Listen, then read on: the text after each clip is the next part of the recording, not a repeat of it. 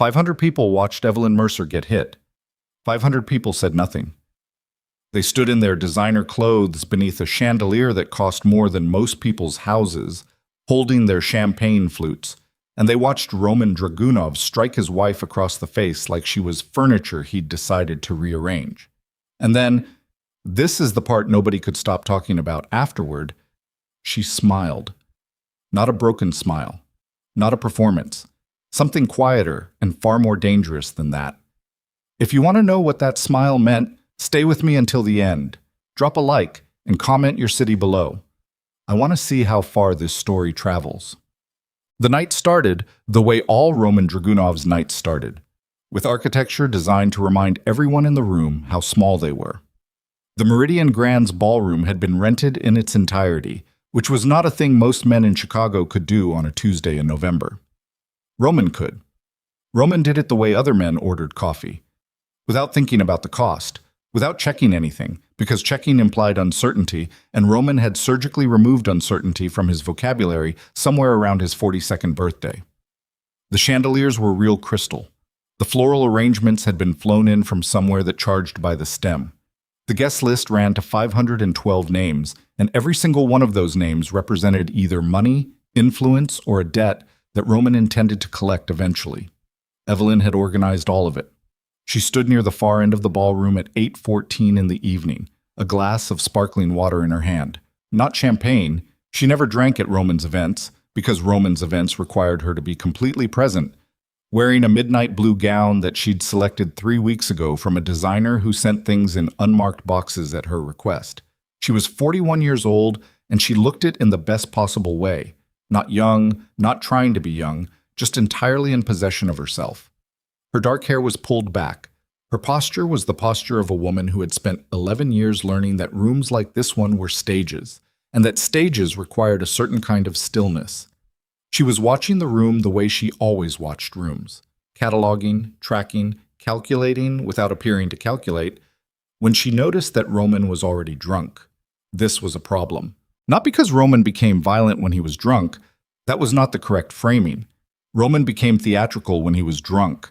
He became interested in audiences. He became interested in making points. And the points Roman made when he had an audience and 3 bourbons in him tended to come at Evelyn's expense, because Evelyn was safe. Evelyn would absorb it. Evelyn had been absorbing it for 11 years. She set her water glass down on the nearest table and began moving toward him, not quickly, not visibly purposefully, just moving, the way she always moved in these rooms, like she had somewhere to be and had already been everywhere else. She was trying to intercept him before he found a stage. She was too late. Roman had already found the center of the room. He was 53 years old, thick through the shoulders, with gray at his temples that he wore like a decoration. He had a voice that carried without effort, a Ukrainian accent that had softened over 20 years in Chicago without disappearing entirely, and the kind of physical confidence that came not from the gym, but from decades of being the most dangerous person in any given room. He was laughing at something one of his partners had said, a man named Tolliver who ran a construction company that Roman used for certain purposes, and the laugh was too loud and arrived half a second too late, which told Evelyn everything she needed to know about his blood alcohol level. She was 12 feet away when he turned and saw her. The change in his face was subtle enough that most people in the room didn't catch it. Evelyn caught it. She had been reading Roman Dragunov's face for 11 years. She recognized the particular shift that meant he'd decided she was useful to whatever point he wanted to make. Evelyn. He said her name the way he said everything, like a statement, not a greeting. Come here. She crossed the remaining distance. She smiled at Tolliver and at the 2 men standing beside him, Alderman Brecht, who was deep in Roman's pocket, and a Finnish investor named Hakkarainen, who was in town because Roman wanted his capital. She said something light, something that made Tolliver laugh in a more genuine way than he'd been laughing before, and she positioned herself beside Roman's left shoulder, which was where she always stood, slightly behind, slightly deferential, because that was what Roman required in public. I was just explaining, Roman said, and his hand came to rest on her back, not gently, a kind of ownership, that Evelyn manages our social calendar. All of this. He gestured broadly, taking in the ballroom, the flowers, the 500 people. She's very good at it. She's done a remarkable job, Hakkarainen said, and he meant it. He'd been watching Evelyn work the room for the past hour. He could tell the difference between a socialite performing hospitality and someone who actually understood what she was doing. Yes, Roman said. She's very good at the decorative elements. He said decorative the way someone says a word they've been saving. Everything that actually matters, I handle myself. There was a small silence. Tolliver knew better than to react. Brecht was examining his cufflinks. Hakkarainen had the look of a man recalibrating. Evelyn said nothing. I sometimes think, Roman continued, and now the bourbon was doing the thing it did, opening a door in him that was better kept closed, that I perhaps gave her too much visibility. People begin to form impressions. He looked at Hakkarainen. You should understand that any relationship you're interested in is with me. Evelyn is a useful accessory, nothing more. Useful accessory. 2 words. Said in front of Alderman Brecht, who controlled 3 districts. Said in front of Hakkarainen, whose fund managed $2 billion in European capital. Said in front of Tolliver and the 6 other people near enough to hear, and the God knows how many who would hear about it by morning. Evelyn felt her jaw tighten. One muscle. Involuntary. She kept her face still. Roman must have seen something.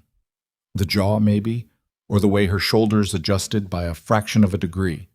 Because his hand moved from her back, and then he did what he did. What he had done twice before in 11 years, both times in private, never in public until this moment. And he struck her across the right side of her face with an open palm. Not a full swing, controlled, deliberate, a demonstration more than an assault. The sound was very clear in the immediate vicinity. Conversations within a 15-foot radius stopped. Evelyn's head had moved with the impact. Her cheek burned. Her eyes watered, not from crying, from reflex, from the basic mechanical response of a struck nerve. She stood there for 1 second, 2 seconds, and she was aware of the quality of the silence around her, the way it spread outward in a ring from where she was standing, the nearest guests going quiet, and then the ones beyond them registering the quiet and turning to look. 500 people. Not all of them saw, but enough of them did. Roman was already turning back to his conversation. He said something to Hakkarainen about the acquisition timeline, like the last 30 seconds had been a brief interruption. Tolliver was staring at the floor. Brecht had actually retreated 2 steps without appearing to notice he'd done it. Evelyn reached up and smoothed the fabric over her hip. A small, precise gesture. Her gown had not been disturbed. She just needed something to do with her hand, needed one concrete physical action to perform while her mind did what it needed to do. Then she smiled. Not at Roman, not at anyone in particular. A private smile, the kind that doesn't ask for a witness, the kind that arrives when something has been decided. She turned and walked away. Her heels on the marble floor made no sound above the ambient noise of the band, which had kept playing because the band was professional and paid to keep playing. She crossed the ballroom floor without hurrying. She did not look back. She picked up a champagne glass from a passing server's tray, the first drink she'd taken at a Roman event in 4 years, and she drank it in 2 swallows and set the empty glass on the tray of a different server without breaking stride. She walked through the ballroom doors and into the corridor outside, and then into the lobby, and then through the lobby, and out the front entrance of the Meridian Grand, where the November air hit her bare shoulders, and the valet looked at her with the particular expression of someone who has been trained to show no reaction and is working very hard at it. I don't need a car, she said. Thank you. She stood on the front steps of the hotel for exactly 90 seconds. Then she took out her phone and called a number she had been dialing with decreasing frequency over the past 18 months and with significantly increased frequency over the past 6 weeks. The call connected on the second ring. It happened tonight, she said. I know, Adrian Vale said. I'm watching Twitter. Of course she was. Of course it was already on Twitter. 500 guests, half of them with phones, all of them with social connections that radiated outward into the city's professional and political networks. By morning, everyone would know. Which was, Evelyn understood with a clarity that surprised her with its sharpness, precisely the point. Roman had wanted an audience. He had wanted to make a statement. What he had not considered What Roman, for all his strategic intelligence, consistently failed to consider was that statements could be read in multiple directions. "I'm moving up the timeline," Evelyn said. There was a brief pause. Then, "How far up?" "Tonight." Another pause. Longer. Then Adrian said, "Okay," and her voice had shifted into something operational. "Give me 40 minutes." Evelyn ended the call. She stood on the hotel steps for another moment, the city spread out in front of her, the lights, the traffic, the dark lake beyond. And she thought about 11 years, and what 11 years amounted to, and what you did with the accounting once you'd finally sat down to run the numbers. Then she walked down the steps and turned right, and did not look back at the building behind her. The apartment on Dearborn was not listed in her name. It had not been listed in her name for 3 years, which was when she'd first started paying attention to certain things, certain discrepancies in the organizational structure of companies she was ostensibly co-managing, certain conversations that ended when she entered rooms, certain documents that crossed her desk and then disappeared from the filing system she maintained. She had filed the discrepancies away. She had noted the conversations. She had photographed the documents with her personal phone and moved the images to an encrypted folder on a drive that lived in a safety deposit box under a name that technically belonged to her college roommate, who had died 6 years ago, and whose identity Evelyn had maintained with careful, methodical attention to detail. She was not proud of that.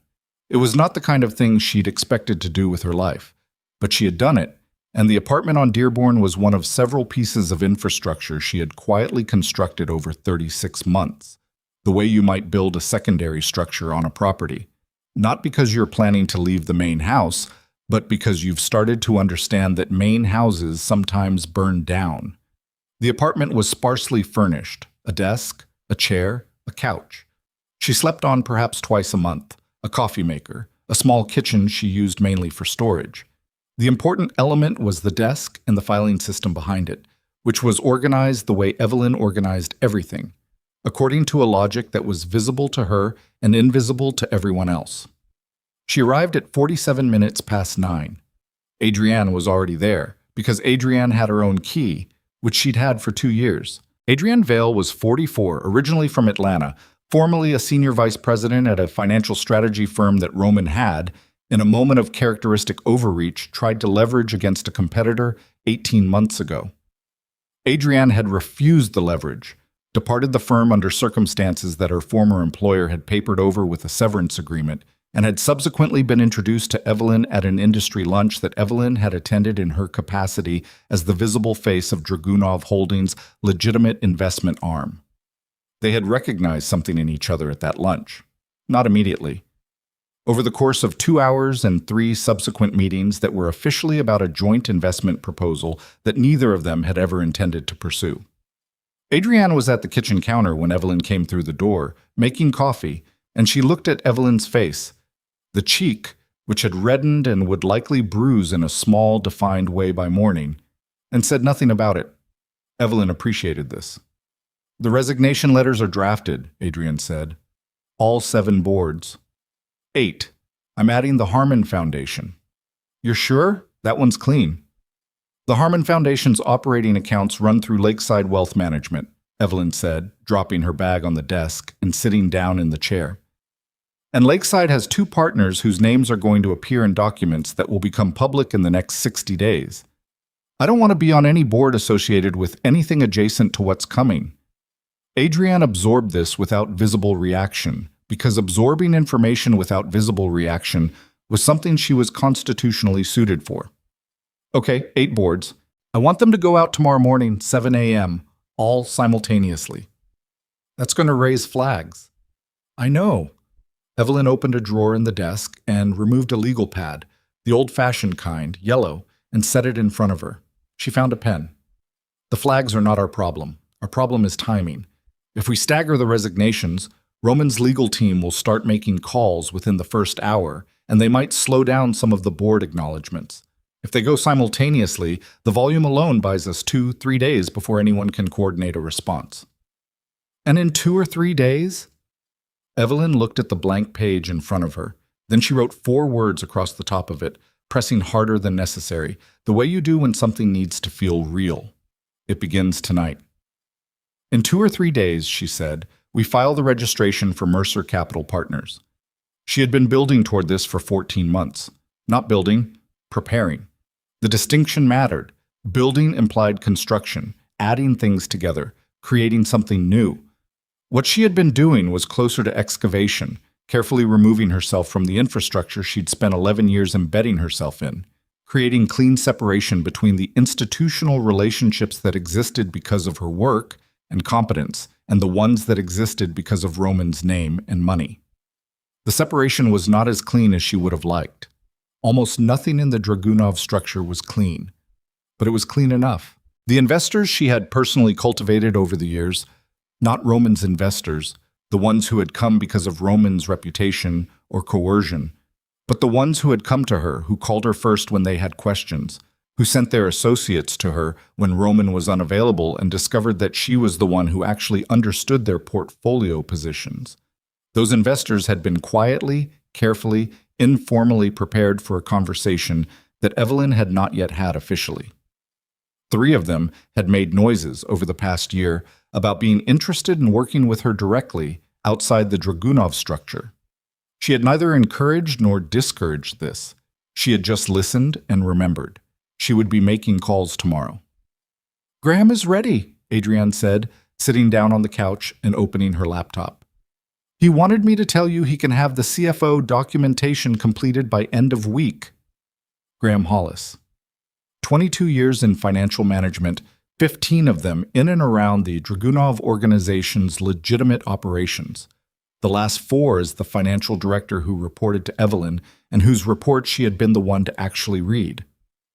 Roman had always assumed Graham was loyal because Roman paid him extremely well. Roman had a fundamental misunderstanding about what made people loyal, which was not money, but the experience of being seen and respected by the person they worked most closely with. Evelyn had seen and respected Graham Hollis for 4 years. Roman had treated him like a highly competent piece of office furniture. It had not been difficult to have a conversation with Graham 6 weeks ago. "Tell him end of week is fine," Evelyn said. She was writing on the legal pad now, a list of things that needed to happen in sequence, not because she didn't have all of this in her head.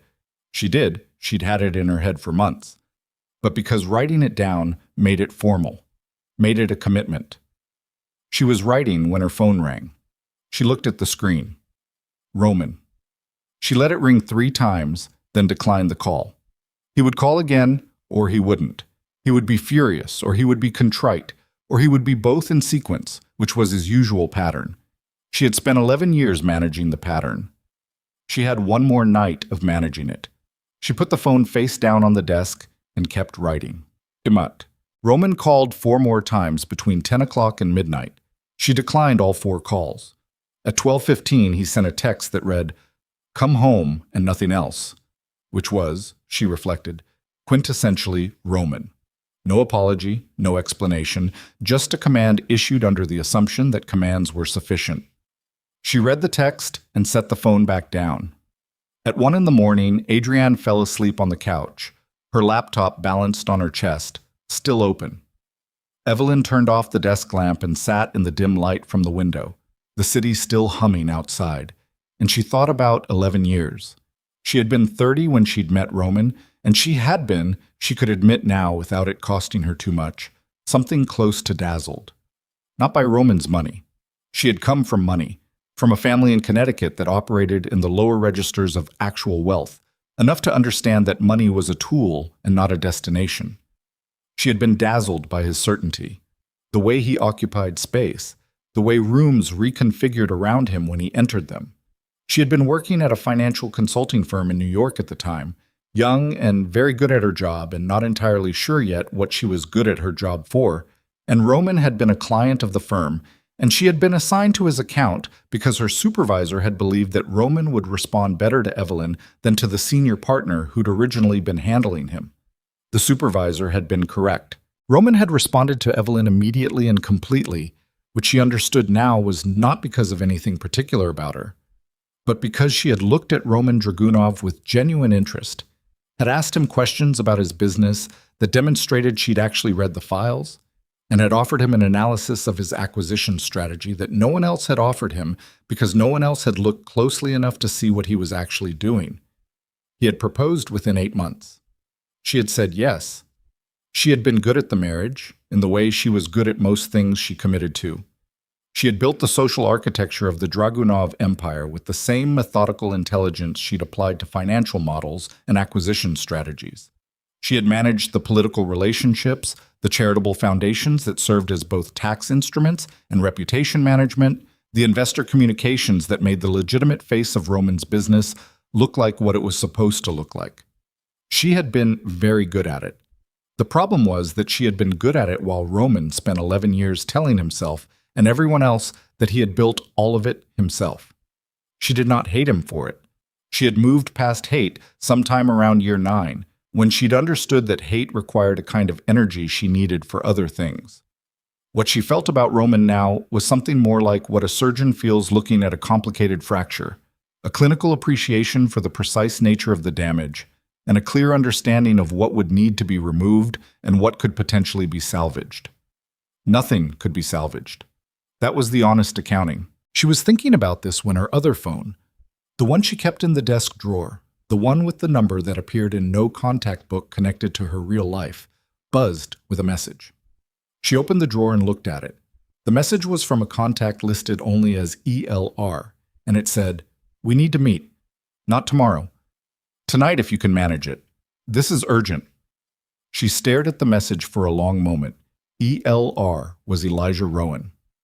Corporate attorney, technically independent, practically in Roman's orbit for 12 years. The kind of lawyer who existed in a permanent ethical penumbra and had learned to navigate it with considerable skill. She had met him 6 months ago at a bar association event and recognized immediately that he was the sort of man who maintained relationships on multiple sides of various fences for reasons that occasionally benefited all parties involved. He had reached out to her 3 months ago through a mutual contact, carefully, indirectly, in a way that could be explained away if it needed to be. She had responded carefully, indirectly, in kind. They had exchanged 3 conversations worth of information over the subsequent months, none of it explicit, all of it interpretable, in the way that sophisticated people communicate when they are not yet ready to commit to having communicated anything. For him to reach out tonight, this specifically, now, meant something had changed. She typed back, "Where?" His response came in under a minute. An address. A bar in River North she'd never been to. 1 hour. She looked at Adrienne asleep on the couch. Then she put on her coat and let herself out. The bar was the kind of place that stayed open late without advertising the fact. No sign outside, a door that looked closed, a room inside that was narrow and dark and smelled like old wood, and the particular kind of cigarette smoke that had been embedded in surfaces over decades.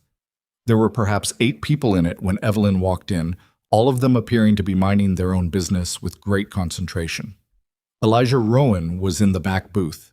He was in his mid-50s, lean in the way of a man who didn't eat regularly, rather than a man who exercised, with reading glasses pushed up on his forehead and an untouched bourbon in front of him.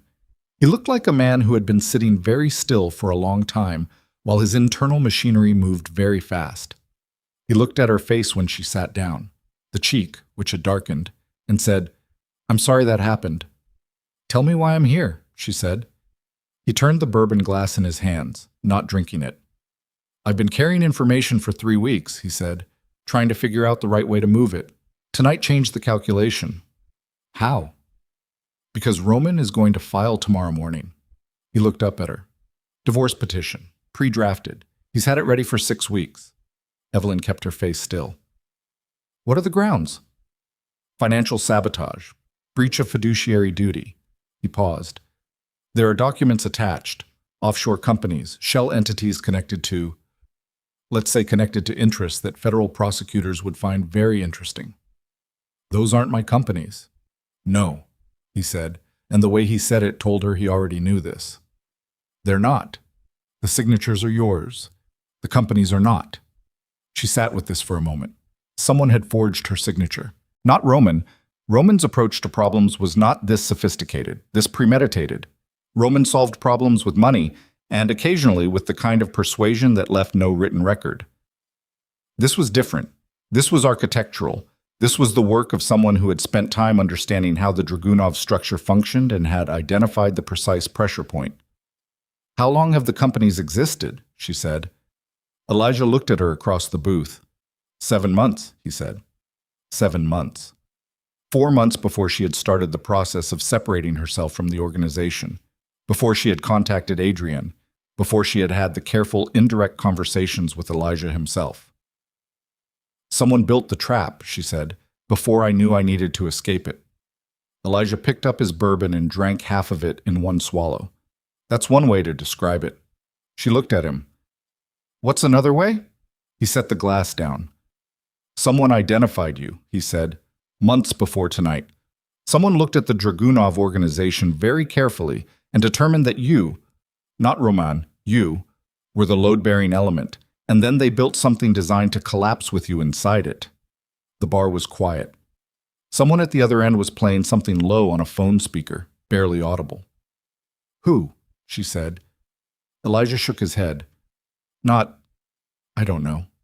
The gesture of a man choosing what not to say. "Elijah, I need more time," he said. "What I'm carrying right now is enough to warn you. It's not enough to take anywhere useful." He looked at her directly. "Do not proceed with anything tomorrow until you hear from me." "I can't do that." "Evelyn, I have a timeline," she said. "Tonight changed some of it. It didn't stop it." She held his gaze. "Get me what you have. Whatever it is, I'll tell you what I can do with it." He studied her for a long moment. Then he reached into his jacket and removed an envelope, sealed, plain, the kind you could buy at any drugstore, and set it on the table between them. "Read it tonight," he said. "Then call me." She picked up the envelope. It was heavier than she'd expected. "There's one more thing," he said, as she was about to stand. She waited. "The name you're looking for," he said. He said a name she had never heard. Victor Arkin. She turned the name over, looking for a connection, finding nothing, which itself was significant. She knew almost every significant name in the architecture of organized capital in Chicago, and this one appeared nowhere in her internal catalog. "Who is he?" she said.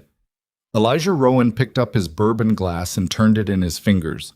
He looked like a man who was about to say something he was not going to be able to unsay. "He's the reason," Elijah said quietly, "that Roman started drinking more heavily about 8 months ago. He's the reason 3 of Roman's longest-standing European contacts quietly ended their relationships last year. And he's the reason," Elijah set the glass down, "that every move you're planning to make has already been anticipated." The bar hummed around them. The low music, the ice in glasses, the city outside the walls, enormous and indifferent. Evelyn held the envelope in both hands. She thought about the word anticipated. She thought about 7 months and 4 months and 11 years. She thought about a trap that had been built while she was still deciding whether she needed to escape. "Call me," Elijah said. She stood, picked up her coat, and walked back out into the cold. The envelope sat on the passenger seat of the cab the entire ride back to Dearborn, and Evelyn did not open it. She was not being cautious, she was being precise. There was a difference. Caution was what you felt when you were afraid. Precision was what you practiced when you understood that the quality of your attention in the next 72 hours would determine the shape of the next 10 years, and that reading a sealed envelope in the back of a cab at 2 in the morning while your hands were not entirely steady was not the quality of attention the moment required. She paid the driver in cash and went upstairs. Adrienne was awake when she came through the door, laptop open, the couch cushions rearranged into a configuration that suggested she'd been sitting up for some time. She looked at Evelyn's face and then at the envelope and said nothing, which was one of the things Evelyn valued most about Adrienne Vale. She understood the difference between a moment that required words and a moment that required patience. Evelyn sat at the desk and opened the envelope. There were 11 pages inside. Printed, not handwritten. Formatted like internal legal documentation, the kind generated by firms that billed by the 10th of an hour and kept records of everything. She read the first page twice, then the second, then went back to the first. Adrienne got up and stood behind her, reading over her shoulder. and by the fourth page, Adrienne had sat down on the edge of the desk. Because standing required energy, she was redirecting toward comprehension. The pages contained three things. First, a detailed accounting of 7 offshore entities, shell companies incorporated in the Cayman Islands, Malta, and Liechtenstein, each bearing Evelyn's forged signature as a founding director, each connected by layered ownership structures to a holding company whose beneficial owner was deliberately obscured, though the obscuring had been done in a way that was technically traceable if you knew what you were looking for. Second, a summary of transactions conducted through those entities over the preceding 7 months. Not enormous sums individually, but the kind of mid-range figures that aggregated across 7 entities composed a pattern consistent with money movement of the organized variety. Third, a single paragraph at the end, written in a different register than the rest of the document, plainer and more direct, that contained a name, Victor Archon, and 4 sentences about what Elijah Rowan knew or believed about him. The 4 sentences were not enough, but they were a shape. "Who forged the signatures?" Adrienne said. "Someone with access to my signature across multiple documents," Evelyn said. "Real documents. They would have needed originals to work from, not copies." "How many people have that kind of access?" Evelyn thought about it. "In the organization, 12. Outside it?" She paused. "No one should have that access. But someone does." "Someone does." Adrienne was quiet for a moment, then, the timing. 7 months ago. What was happening 7 months ago? Evelyn sat back in the chair. 7 months ago was March. In March, Roman had concluded a significant acquisition, a logistics company based in Indianapolis that he'd been pursuing for 18 months, that had ultimately closed at a valuation that Evelyn had considered aggressive. She had reviewed the acquisition structure, had flagged 2 elements of the financing arrangement that she thought warranted more diligence, and Roman had overridden her concerns in a meeting that had lasted 4 minutes and ended with him walking out. She had noted this in her personal files and moved on. In March, she had also attended a board meeting for the Lakeside Wealth Management entity, one of the organizations she was now removing herself from, where she had signed 6 documents. Standard board documentation. She had reviewed them before signing. Or she had believed she was reviewing them. She had reviewed the documents that were presented to her. "I think someone substituted pages," she said, "in the Lakeside board documentation." March 15th, the quarterly meeting. She was already opening her laptop. "I need to cross-reference the documents I have copies of against whatever was filed. That'll take hours." "Yes." Adrienne looked at the clock on her phone. It was 2:40 in the morning. She put the phone down and went to make more coffee, because this was, apparently, the kind of night it was. They worked until 5:15. By then, Evelyn had confirmed 2 things: that 3 pages of the Lakeside board documentation from March appeared to have been substituted. Her personal copies differed from what had been subsequently filed with the registered agent, and that the substituted pages bore signatures that were technically her signatures, in the sense that they had been produced from her actual signature on the original pages through a process that implied either a very sophisticated forgery operation or access to original documents that had been manipulated before filing. She also found a name she hadn't expected to find. Buried in the beneficial ownership records of the Lakeside entity, behind 2 layers of corporate structure, was a holding company registered in Luxembourg whose registered agent address matched digit for digit, an address that appeared in the 4th sentence of Elijah Rowan's paragraph about Victor Archon. She sat with this for a moment. Then she picked up her phone and called Elijah Rowan. He answered on the first ring, which told her he hadn't been sleeping either. "Lakeside," she said. March 15th. He was already inside the structure. A long pause. "Yes." "How long have you known this?" 3 weeks, he said. "I told you. You told me you were figuring out how to move the information." Her voice was level. She was working to keep it level. "You were figuring out how to move it while I was signing documents in March that he had already contaminated." "Evelyn, I didn't know in March. I found out 3 weeks ago." And it took you 3 weeks to tell me. It took me 3 weeks to confirm it sufficiently that telling you wouldn't expose both of us to— Stop. She pressed 2 fingers against her temple. The bruise on her cheek had tightened overnight, the skin pulling in a way that was a persistent minor reminder of the evening. Don't tell me about exposure. Tell me what else you haven't told me. Silence on the line. Then, there's a federal attorney. Her name is Vivian Cross. She's been running a quiet investigation into the Dragunov organization's financial structure for 14 months. She's good. She's also— He stopped. Also what? She's been receiving anonymous source material for the past 4 months, organized, detailed, the kind of documentation that would take years to compile. Another pause. It's not from inside the Dragunov organization. Evelyn understood what he was telling her. It's from Archon. That's my read. She closed her eyes for a moment, then opened them. Outside the window, the city was beginning to lighten in the way cities did before dawn. Not brightening yet, just becoming slightly less dark, the sky shifting from black to something closer to navy. He's feeding a federal investigation. He's been feeding it for 4 months, selectively. The material he's providing builds a case against Roman's organization.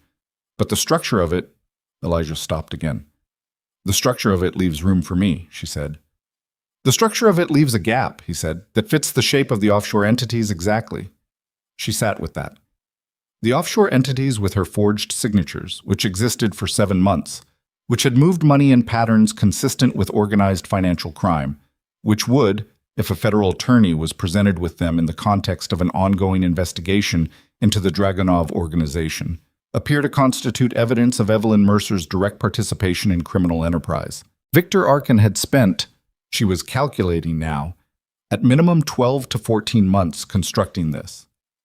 Building the entities, gaining access to her signature, placing material with a federal investigation, feeding the investigation selectively to create a specific narrative, waiting for a moment of personal crisis that would accelerate the timeline. The moment had arrived last night. Roman had provided it, efficiently and without knowing he was being useful to someone else's plan. He used Roman, she said, as a destabilizing mechanism. Roman destabilized himself, Elijah said. Archon identified the tendency and waited for it to produce the right moment. That's the same thing. She stood up from the desk and walked to the window. The street below was empty, a single delivery truck moving at the far end of the block. Archon took a year to build this. Roman handed it to him in 30 seconds at the Meridian Grand. Yes. She thought about what she'd planned for today. The simultaneous resignation letters going out at 7 a.m., the calls to investors that she'd intended to begin making by 9, the registration filing for Mercer Capital Partners, the careful, prepared dismantling of her involvement in the Dragunov organization. All of it potentially visible, all of it potentially interpretable, in the context of a federal investigation that had been selectively fed information for 4 months as evidence of consciousness of guilt.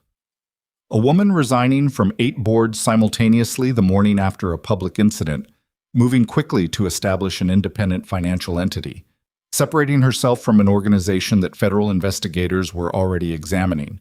It could look like flight. Archon had thought of that too. She was almost certain of it. I need to talk to Vivian Cross, she said. Evelyn, I need to talk to her before Roman's attorneys file the divorce petition, before she receives the offshore documentation through whatever channel Archon is using. I need to be in her office with my documentation in my hands before any of this lands on her desk from any other direction. She turned from the window. Adrienne was watching her from across the room, coffee cup held in both hands, expression carefully neutral. Can you make that happen? Making that happen, Elijah said, means I'm no longer— I know what it means. A long silence. She could hear him breathing on the other end of the line. Give me until 8, he said. She ended the call and stood there for a moment, holding the phone. Well, Adrienne said. We're not slowing down, Evelyn said. We're accelerating. The resignations go out at 7 as planned, but I need you to call Graham before that. I need him to pull every document he has personal copies of from the past 8 months. Everything, not the official files, his personal copies. He'll want to know why. Tell him we have a problem in the foundation structure and I'll explain this afternoon. He'll understand that language. Adrienne nodded and began composing a text. Evelyn went back to the desk and began going through the legal pad, the list she'd been writing the night before, and began revising it item by item against the new information.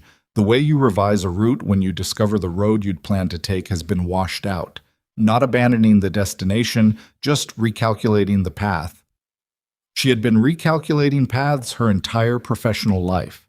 It was, in a way, the most fundamental thing she knew how to do. At 7 a.m., 8 resignation letters went out simultaneously from a server in a location she had established for exactly this purpose. By 7:18, she had received 2 acknowledgments and 6 red receipts. By 7:45, her phone, the real one, the one connected to her actual life, had begun ringing in a pattern that told her the resignations had produced exactly the velocity of reaction she'd anticipated. She let all of it go to voicemail. At 8:03, Elijah called. 9:30, he said, her office. I told her you had documentation relevant to an active investigation and that the timeline was urgent. She's agreed to a preliminary meeting. What did you tell her about yourself? I told her I was acting as a facilitating intermediary and that I wasn't prepared to characterize my relationship to either party at this stage. She agreed to that. She's a federal attorney with an active investigation. She agreed to anything that might generate useful information. Don't mistake that for goodwill. I never mistake anything for goodwill, Evelyn said. Thank you, Elijah. She ended the call and looked at the time. 1 hour and 20 minutes. She needed to change clothes. She was still in last night's dress, had never made it to the actual apartment, and she needed to organize the documentation she was bringing, and she needed to think through exactly how she was going to present herself to a federal attorney who had been receiving curated information about the Dragunov organization for 4 months, and might or might not have already received the offshore entity documentation. She was in the middle of this when the door opened. She looked up. Graham Hollis was standing in the doorway.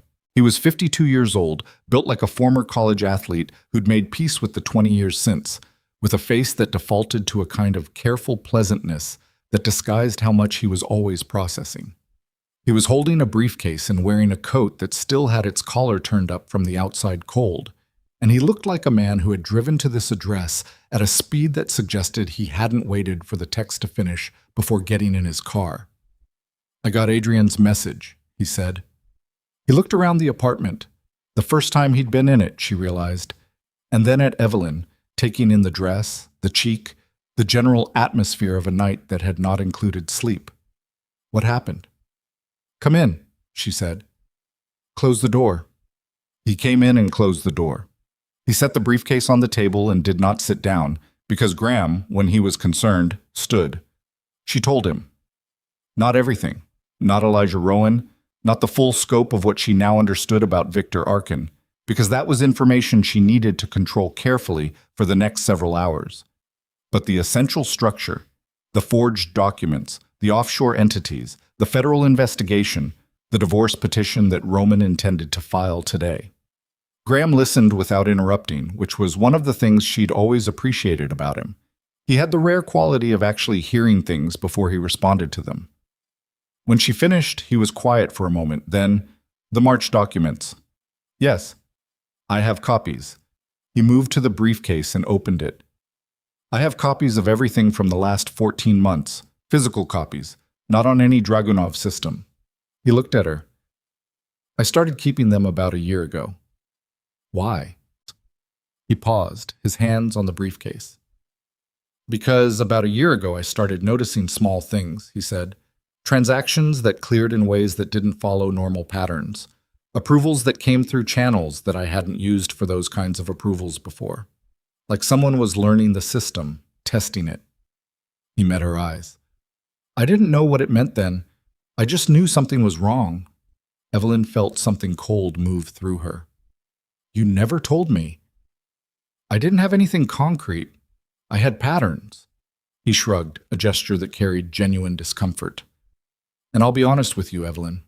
A year ago, I wasn't sure yet whether what I was seeing was coming from inside or outside. The silence between them had weight to it. You thought it might be me, she said. I thought it might be anyone, he said carefully. I was being cautious. I'm sorry. She studied him for a moment. Then she nodded, once because she understood caution, and because she had done the same thing herself in various forms over the past 14 months, and because there was no version of this situation in which anyone in the room should be trusted completely on the basis of anything other than demonstrated behavior. Show me what you have, she said. They worked for 40 minutes. Graham's copies confirmed what Evelyn had found in her own files, the March documentation discrepancies, and added 3 additional instances that she hadn't caught, smaller and more subtle, going back as far as 11 months. Someone had been inserting Evelyn into the documentary record of the Dragunov organization's questionable transactions, carefully and over time, constructing a pattern that, viewed in retrospect by an investigator, would look like deliberate, sustained participation. It's meticulous, Graham said, looking at the spread of documents across the desk. He sounded almost unwillingly impressed. This is not opportunistic. This is someone who did their research. 14 months minimum, Evelyn said, possibly longer. Who has the resources for something like this?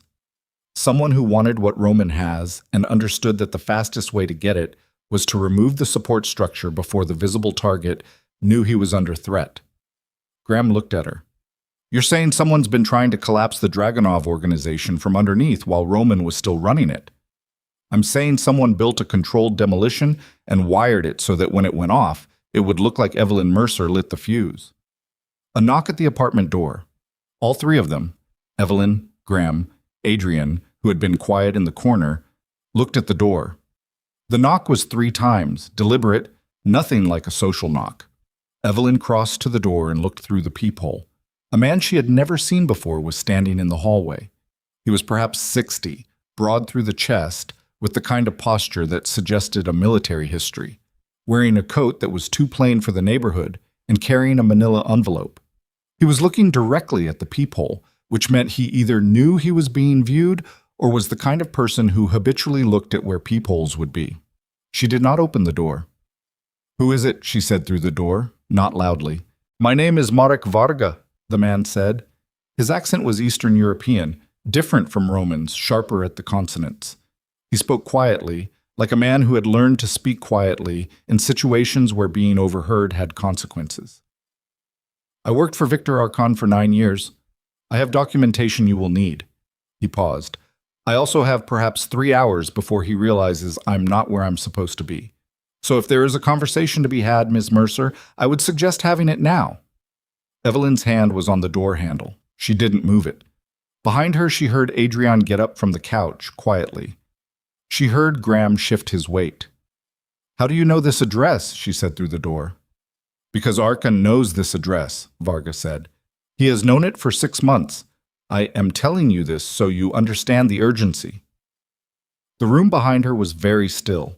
She thought about Elijah Rowan, about the envelope, about 14 months of careful preparation and the discovery, in the space of 7 hours, that the preparation had been anticipated, accounted for, and built around. She thought about a trap that had been assembled before she knew she was a target. She thought about 3 hours. Then she opened the door. Marek Varga came inside, and he set the manila envelope on the desk beside Graham's documents and Evelyn's legal pad and the remnants of a night that had changed shape repeatedly since it began. And he looked at the 3 of them with the expression of a man who had made a decision and was no longer interested in second-guessing it. I will tell you what I know, he said. Then you will need to make choices that cannot be unmade. That is the nature of what we are discussing. Evelyn pulled out the chair across from him and sat down. Start, she said. Varga opened the manila envelope and placed the first document on the table, and Evelyn looked at it, and the cold thing that had been moving through her since March crystallized into something sharp and specific, and no longer abstract. Because the document was a network map, hand-drawn, dense with names and arrows and dates, and in the center of it, connected to every other element by lines that radiated outward like a star, was not Victor Archon's name. It was Roman's. And at the bottom of the map, in a box drawn in red, was a date. The date of the Meridian Grand Gala. And beside the date, in the same hand, 3 words, Phase 2 begins. Evelyn looked at the document for a long time. Then she looked up at Marek Varga. Roman knew, she said. Varga held her gaze. Roman knew for 4 months, he said quietly. He didn't understand everything. Arkan does not share complete information with the people he uses. But he knew enough. He knew there was a plan. He knew his role in it. He paused. The incident at the gala was not bourbon and a bad temper, Ms. Mercer. The room was completely silent. It was a signal, Varga said, to indicate that Phase 2 could begin. Evelyn sat very still. She was aware of Adrienne behind her and Graham at the edge of her peripheral vision, and the document spread across the desk, and the city outside beginning its ordinary morning in total ignorance of the room she was sitting in. 11 years.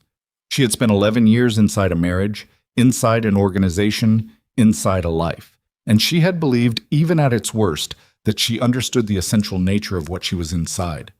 She had not understood it at all. The trap had not been built around her. She had been living inside the trap the entire time, and only now, at 6:47 in the morning, in an apartment that Arkan had known about for 6 months, was she seeing the full dimensions of the thing she had been standing inside. Roman had known. She held that thought and did not let herself move away from it, because moving away from it would be the kind of thing she could not afford to do. Then she looked at Marek Varga and said, "Tell me everything." Marek Varga talked for 41 minutes. He talked the way a man talks when he has been carrying something for a long time and has finally found a surface strong enough to set it down on. Not with relief exactly, but with the particular exhaustion of someone who has been bracing against a weight and is only now allowing his muscles to release. He spoke in even, measured sentences with occasional pauses where he appeared to be selecting words with the care of a man who understood that the wrong word could complicate everything. His accent thickened when he moved through the parts that were hardest to say, which told Evelyn something about where the stress points were in what he was telling her. He had met Viktor Arkan in 2014 in Warsaw through a mutual contact in the private security industry. At that time, Arkan was operating what appeared to be a legitimate corporate intelligence firm, the kind of organization that wealthy clients hired to conduct due diligence on acquisition targets, to map competitive landscapes, to identify vulnerabilities in rival organizations.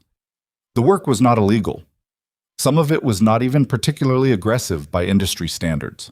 Varga had joined as a senior analyst because his background was in financial forensics, and Arkan's firm needed people who could read corporate structures the way other people read faces. It took approximately 18 months for Varga to understand what the firm actually was. What it actually was, a vehicle for identifying organizations that possessed significant value but were structurally vulnerable. Vulnerable because of leadership dysfunction, because of concealed financial irregularities, because of the particular kind of overextension that came when a man built an empire faster than he built the infrastructure to support it, and then engineering the conditions under which those organizations could be absorbed. Not acquired, not purchased, absorbed in the way that a larger organism absorbs a smaller one, leaving very little of the original structure intact. Arkan had done this 4 times before Roman Dragunov. Varga had been present for the last 2. He described them with the flat affect of a man who had processed his own participation in them to the point where the processing was complete, where he had arrived at some conclusion about himself that he was not sharing and did not appear to feel the need to share. "The method is consistent," Varga said. He was looking at the table rather than at any of them, his large hands flat on either side of the manila envelope. He studies the target organization for a minimum of 1 year before any action begins. He identifies the genuine source of value, which is almost never the person whose name is on the building, and he identifies the person in that role's life who represents the primary structural dependency. A partner, a financial architect, sometimes a legal counsel, someone whose removal or discrediting would cause the organization to begin losing coherence. And in this case, Evelyn said, in this case, he identified you within the first 4 months of studying the Dragunov organization. Varga looked up at her. You told me once, I was present for the conversation, that you were the most interesting case he'd encountered, because you weren't hidden, You were visible. Roman allowed you to be visible because it served his vanity to have an accomplished wife, but Roman also consistently undermined your visibility to protect his own primacy. Varga paused. Arkan said that Roman had handed him the perfect weapon and didn't know it existed. Graham made a sound that was not quite a word. Adrian was very still. Evelyn said, "The weapon being me. The weapon being the gap between what you actually were to the organization and what Roman allowed anyone to formally acknowledge." Varga turned one of the documents in the manila envelope face up on the table. It was a surveillance photograph, taken from some distance, slightly grainy, but clear enough. It showed Evelyn coming out of a building she recognized as the Harmon Foundation's offices. The timestamp in the corner said it was 14 months ago. He had surveillance on you for 14 months. Your movements, your meetings, your phone contacts where they could be identified. He mapped your network independently of Roman's. He mapped who trusted me, Evelyn said. He mapped who trusted you and who trusted Roman and where those categories overlapped and where they diverged. Varga pulled out another photograph. This one showed Evelyn at a lunch. She recognized the restaurant, recognized the woman across the table, Hakarainen's associate, a meeting she'd thought was about a fund introduction. By month 8, he had a detailed picture of which relationships in the Dragunov ecosystem were actually Evelyn Mercer relationships wearing Dragunov clothing. Adrian set down her coffee cup. The sound of ceramic on the desk surface was very clear. "The offshore entities," Evelyn said. "Walk me through how he got the signatures." Varga nodded slowly. He had someone inside Lakeside Wealth Management, not a senior person, an operations-level employee who processed document packages. That person had access to board documentation before it was distributed for signing. On 2 occasions, pages were substituted and then restored after signing. The signed pages removed, replaced with clean versions, the signed versions retained and used to generate the offshore incorporation documents. He looked at her. The substitution was done so that the document packages you received remained internally consistent. You signed what you believed you were signing. The additional signatures were produced from your pen touching paper in the same session. Graham said quietly, "That's not an opportunistic operation. That requires months of placement inside Lakeside." 8 months, Varga said. The operative was placed 8 months before the first substitution. The room absorbed this. Outside, a car passed on the street below, its sound rising and then fading, ordinary and indifferent. Evelyn looked at the photographs on the table and felt the particular quality of anger that had no heat to it. The cold kind, the kind that doesn't burn itself out because it's not burning, it's just there, a permanent geological feature of the landscape. "Roman," she said, "tell me exactly what Roman knew and when." Varga took a breath. Arkan made contact with Roman approximately 8 months ago. Not directly, through an intermediary, a man named Sutter, who Roman had done business with in the past and trusted moderately. The approach was framed as an investment opportunity, a partnership. Arkan presented himself as a European capital source interested in the American market, looking for an established operational partner. He paused. Roman was interested. Roman is always interested in new capital. He didn't vet Arkan. He conducted the level of vetting that Roman always conducts, which is, he asked Sutter, and Sutter vouched for him, and Roman accepted the vouch because Roman's due diligence framework is built on personal relationships rather than documentation. Evelyn almost said something. She stopped herself. Over the subsequent meetings, Varga continued, Arkan disclosed, gradually, carefully, that he was aware of certain structural vulnerabilities in the Dragunov organization. Not as a threat, as evidence of his sophistication. He framed it as, "I have done my research on you because I take partnerships seriously." Roman found this flattering. Varga's voice was flat on the word flattering, containing within its flatness an entire assessment of Roman Dragunov's character. Arkan then explained that the primary structural vulnerability was Evelyn. Evelyn's hands were in her lap. She pressed them against her thighs, one deliberate motion. He told Roman, Varga said, that the Dragunov organization's external perception had become too dependent on Evelyn's relationships, that investors, attorneys, and political contacts had formed primary loyalties to her rather than to Roman. That this represented a risk, that if the marriage deteriorated or if Evelyn chose to act independently, the organization would suffer significant defection. He met Evelyn's eyes. He told Roman that the solution was to discredit her preemptively, to establish in the formal record that she had been involved in financial activities that would make her untouchable to anyone who might otherwise follow her. And Roman agreed to this, Evelyn said. Roman agreed to the concept. He didn't know the mechanics. Arkan never shared the mechanics with him. Varga folded his hands. What Roman agreed to was a public incident that would signal the beginning of the process, followed by a divorce filing that would contain documentation of Evelyn's involvement in criminal enterprise. Roman believed he was neutralizing a professional threat. He believed he was protecting his organization. He believed Arkan was helping him. He believed Arkan was a European capital partner who had identified a problem and was offering a solution. Varga paused. He did not understand that he was not the client. He was the mechanism. Evelyn sat very still. She was looking at a fixed point on the wall above the desk, a small scuff in the paint, something she'd noticed the first time she'd sat in this room and never thought about again until this moment. Roman had agreed to discredit her. Roman had participated, knowingly, deliberately, for months, in a plan that would have ended with her facing federal criminal exposure. He had stood in a ballroom in front of 500 people and struck her across the face as a signal. Not out of bourbon and contempt, though those were real. As a prearranged indicator that a plan designed to destroy her life could now proceed to its next phase. She had spent 11 years. She had built an infrastructure that ran an empire. She had managed his relationships, covered his errors, translated his instincts into functional strategy, and stood slightly behind his left shoulder at 1,000 events so that he could feel tall. And he had agreed, after 8 months of persuasion from a man he barely knew, to participate in her destruction. She breathed in through her nose, slowly, and out through her mouth, slowly, and said nothing for almost 30 seconds. Then, "Where's Arkan now?" "He has a suite at the Langford Hotel under a corporate name. He's been in Chicago for 3 weeks. Varga looked at his watch. "He will expect me at a meeting in 2 hours and 20 minutes.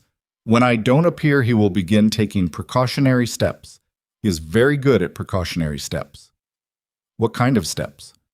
"He will move the timeline. He knows I have copies of certain documents. He will assume, if I've disappeared from his orbit, that I've used them." Varga looked at her steadily. "Which means, whatever you intend to do, you have a window that is closing." Evelyn stood up. The chair scraped the floor. She walked to the window and stood there, looking at the street, and the morning light was the particular gray of November in Chicago, flat and without warmth. And the city looked very large from where she was standing and very uninterested in the specific problems of the room she was standing in. She thought about Vivian Cross, the federal attorney. The meeting Elijah had arranged for 9:30, which was, she looked at her phone, 83 minutes from now. She thought about the divorce petition that Roman's attorneys were filing today, this morning, with documentation that purported to show her participation in criminal enterprise. She thought about Arkan moving his timeline the moment he knew Varga was gone. And then she thought about something Varga had said. "He knows I have copies of certain documents." And she turned from the window. "The documents you have," she said. "What exactly do they show?" Varga reached into the manila envelope and began laying things on the table. There were more pages than she'd initially registered. The envelope had been thick, and she'd been focused on the network map, the one with Roman's name at the center. Now she looked at what Varga was distributing across the desk surface, and she understood, in sequence, what she was looking at. Correspondence between Arkan and Sutter, the intermediary, spanning 7 months. Financial records showing transfers between 3 of the offshore entities bearing Evelyn's forged signatures, and 2 entities that were unambiguously connected to Arkan's structure. An internal memorandum, handwritten, she noted, which was unusual and suggested Arkan had been careful about his own digital footprint, that outlined the sequence of events planned for the Dragunov operation, including a line item that read Meridian Event/phase trigger with a date that was last night. And at the bottom of the stack, a document that Evelyn picked up and read twice before she fully processed what it was. It was a communication between Arkan and a name she recognized, a name she knew well, a name that appeared in her phone contacts under a category she had considered, until this moment, to be entirely trustworthy. She looked at the name for a long moment. Then she looked at Adrienne. Adrienne was watching her. Adrienne had been watching her the whole time, from the corner of the room, with the quiet attention that Evelyn had always read as the quality of a person who processed information carefully before speaking. The careful attention of a partner. The careful attention of someone who respected the way Evelyn worked and understood when to give her space to think. Evelyn held up the document. Adrienne Vale, she said, Atlanta, Senior Vice President at Kellerman Financial Strategy, departed under a severance arrangement 18 months ago. She kept her voice level. She was working very hard to keep her voice level. What was the name of the mutual contact who introduced us at the industry lunch 14 months ago? Adrienne's expression did not change, not in any large way. There was a micro shift, something in the area around her eyes, a very small adjustment that Evelyn registered and filed. Carol Britton, Adrienne said. Evelyn looked at the document in her hand. The document showed a payment, a significant payment, 6 figures, from an entity connected to Arkan's structure, made to an account registered to a holding company. The holding company's registered agent was listed as C. Britton Associates, Atlanta. Carol Britton introduced us, Evelyn said, at a lunch that you arranged. Carol suggested the lunch, Adrienne said. Carol Britton, whose consulting company received money from Victor Arkan's financial structure 4 months before that lunch. Evelyn set the document on the table, face up, so that everyone in the room could see it. How long? The silence was very long. Graham had taken 2 steps back from the desk, not a retreat exactly, more like a man creating physical space between himself and a situation that was changing shape. Varga was looking at his hands. Adrienne looked at the document on the table. Then she looked at Evelyn. I want you to understand, Adrienne said, that the intention was not, how long, Evelyn said. Adrienne breathed out slowly. The initial contact was 22 months ago. 22 months before Evelyn had begun the separation process, before the encrypted files, before the apartment on Dearborn, before any of the careful infrastructure she'd built. Adrienne Vale had been in contact with Arkan's network for 22 months, which meant she had been present in Evelyn's orbit, in Evelyn's confidence, in Evelyn's operational planning for the entirety of the process. Everything Evelyn had told her, every name, every timeline, every document she'd shared, every call from this apartment, every investor conversation that Adrienne had been present for or briefed on afterward, all of it.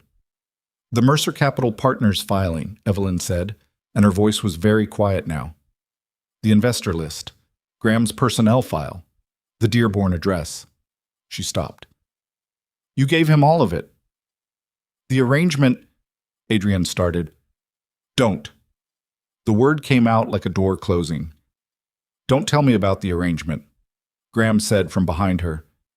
Evelyn. She ignored him. She was looking at Adrienne, and she was thinking about 14 months of late nights in this apartment, of coffee at 2 a.m. and conversations that had felt like the first honest conversation she'd had in years. She was thinking about the particular experience of trusting someone after a long period of not trusting anyone, and what that experience cost when it turned out to be exactly what she should have known it might be. She had built the secondary structure, the apartment, the documents, the preparation, because she understood that main houses burned down.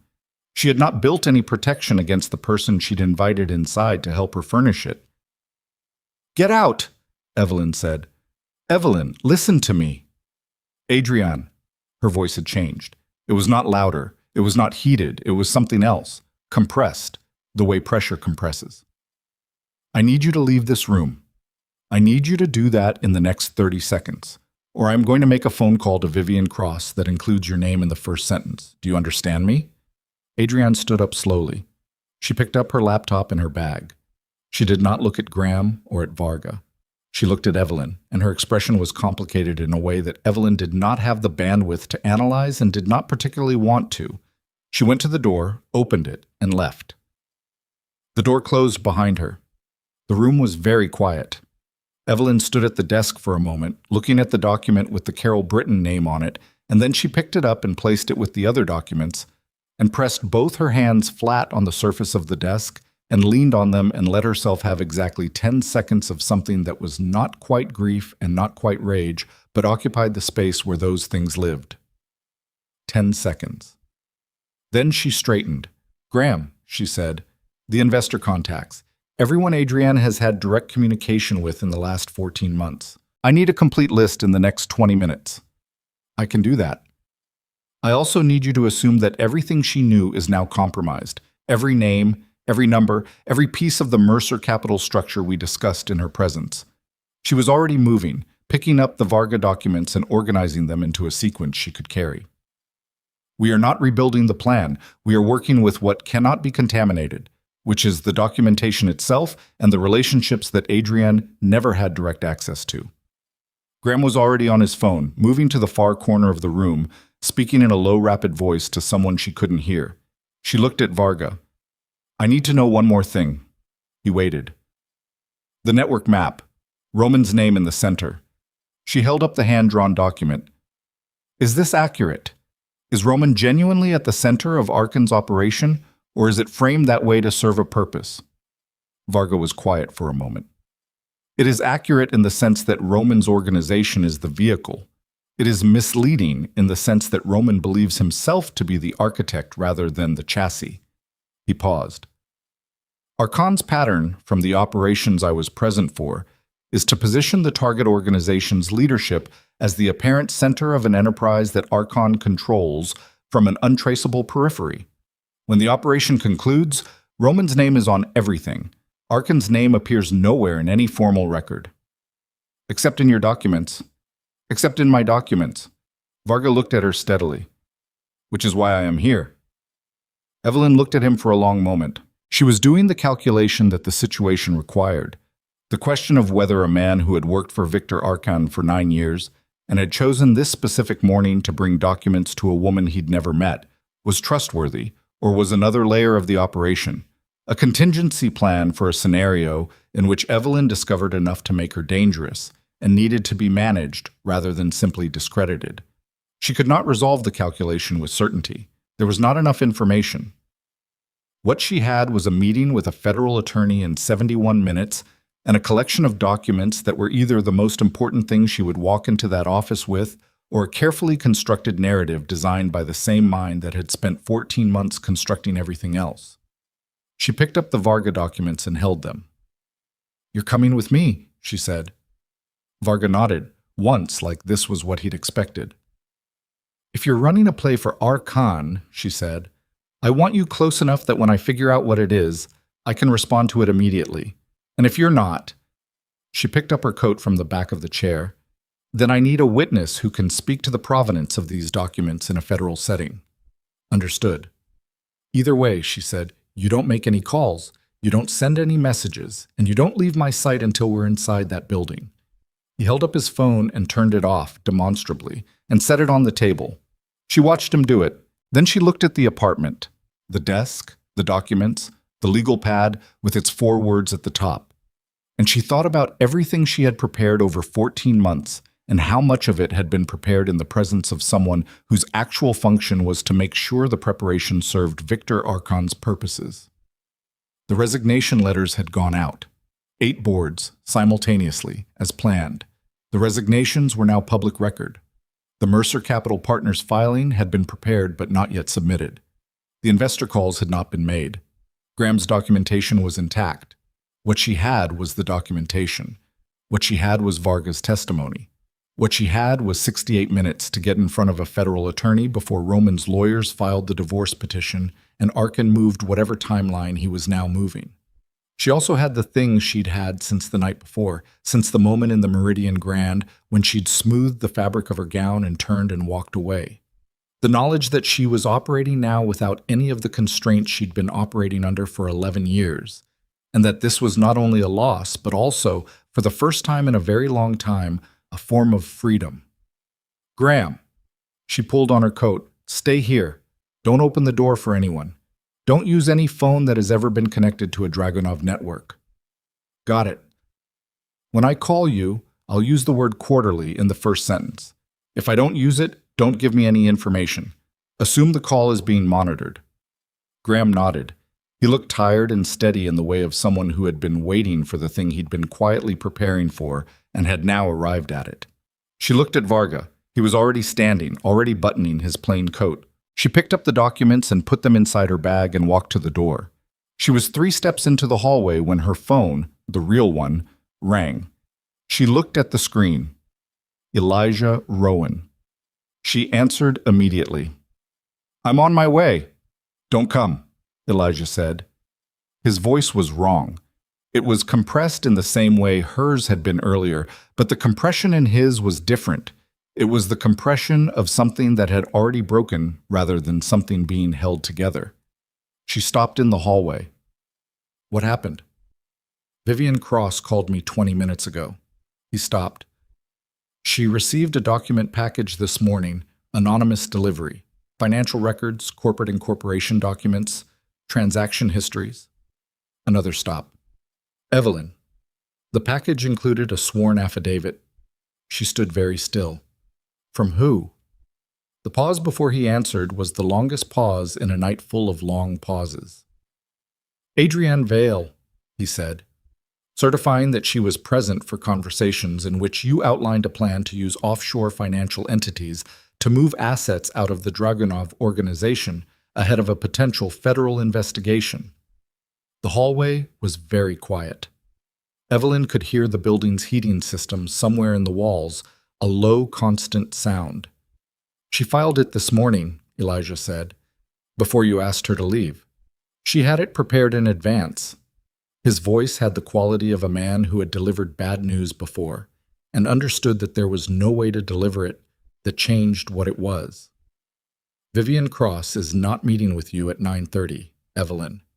She's issuing a material witness subpoena. Her office called Roman's attorneys at 8:45. The divorce petition has already been filed." He paused once more. "And there's a federal hold on the Mercer Capital Partners registration." She stood in the hallway. Varga had stopped 2 steps behind her and was watching her with the still expression of a man who had seen operations go wrong and understood what the moment of comprehension looked like on a face. She had 63 minutes, a bag full of documents whose provenance she could not fully verify, a witness whose loyalty was uncertain, and a federal attorney who was now receiving a sworn affidavit that described Evelyn's own words in her own apartment being used against her. Adrienne had prepared the affidavit in advance, which meant the conversation in the apartment this morning, the revelation, the confrontation, Evelyn asking her to leave, had not been a miscalculation on Adrienne's part. It had been the plan. Evelyn had caught her, had confronted her, had sent her out the door believing she'd controlled the damage.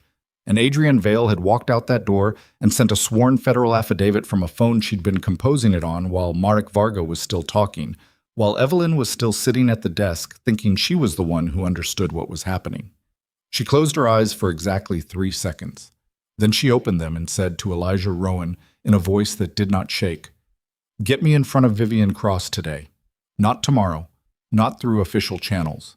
I need you to call her directly, personally, and tell her that the affidavit she received this morning was prepared by an operative working for the same network her investigation is targeting, and that I have documentation proving it, and that if she does not see me in the next 2 hours, she will spend the next 6 months untangling a federal case that was designed from the beginning to send her in the wrong direction." Silence on the line. "Elijah," she said. "I'll call her," he said. "One more thing." She looked at Varga over her shoulder, and he met her eyes, and she made a decision about him in that moment that she could not justify on the basis of evidence and would have to justify on the basis of something older and less precise than evidence. "Tell her I'm bringing a witness, a former Arkan operative who is prepared to provide testimony on the full scope of the network." She paused. "Tell her his name is Marek Varga and that he has 9 years of direct knowledge." Another silence. "That name," Elijah said carefully, "is going to change the scale of what she thinks she's looking at." "Good," Evelyn said. "I need her to understand the scale before she makes any decisions about what to do with that affidavit." She ended the call and stood in the hallway for a moment, the documents heavy in her bag, the city humming beyond the building's walls, The morning continuing its indifferent progress toward a day that was going to require her to become something she had not previously needed to be. Not a wife managing an empire from the margins, not an architect working in the space between credit and invisibility. Something harder and more exposed than either of those things.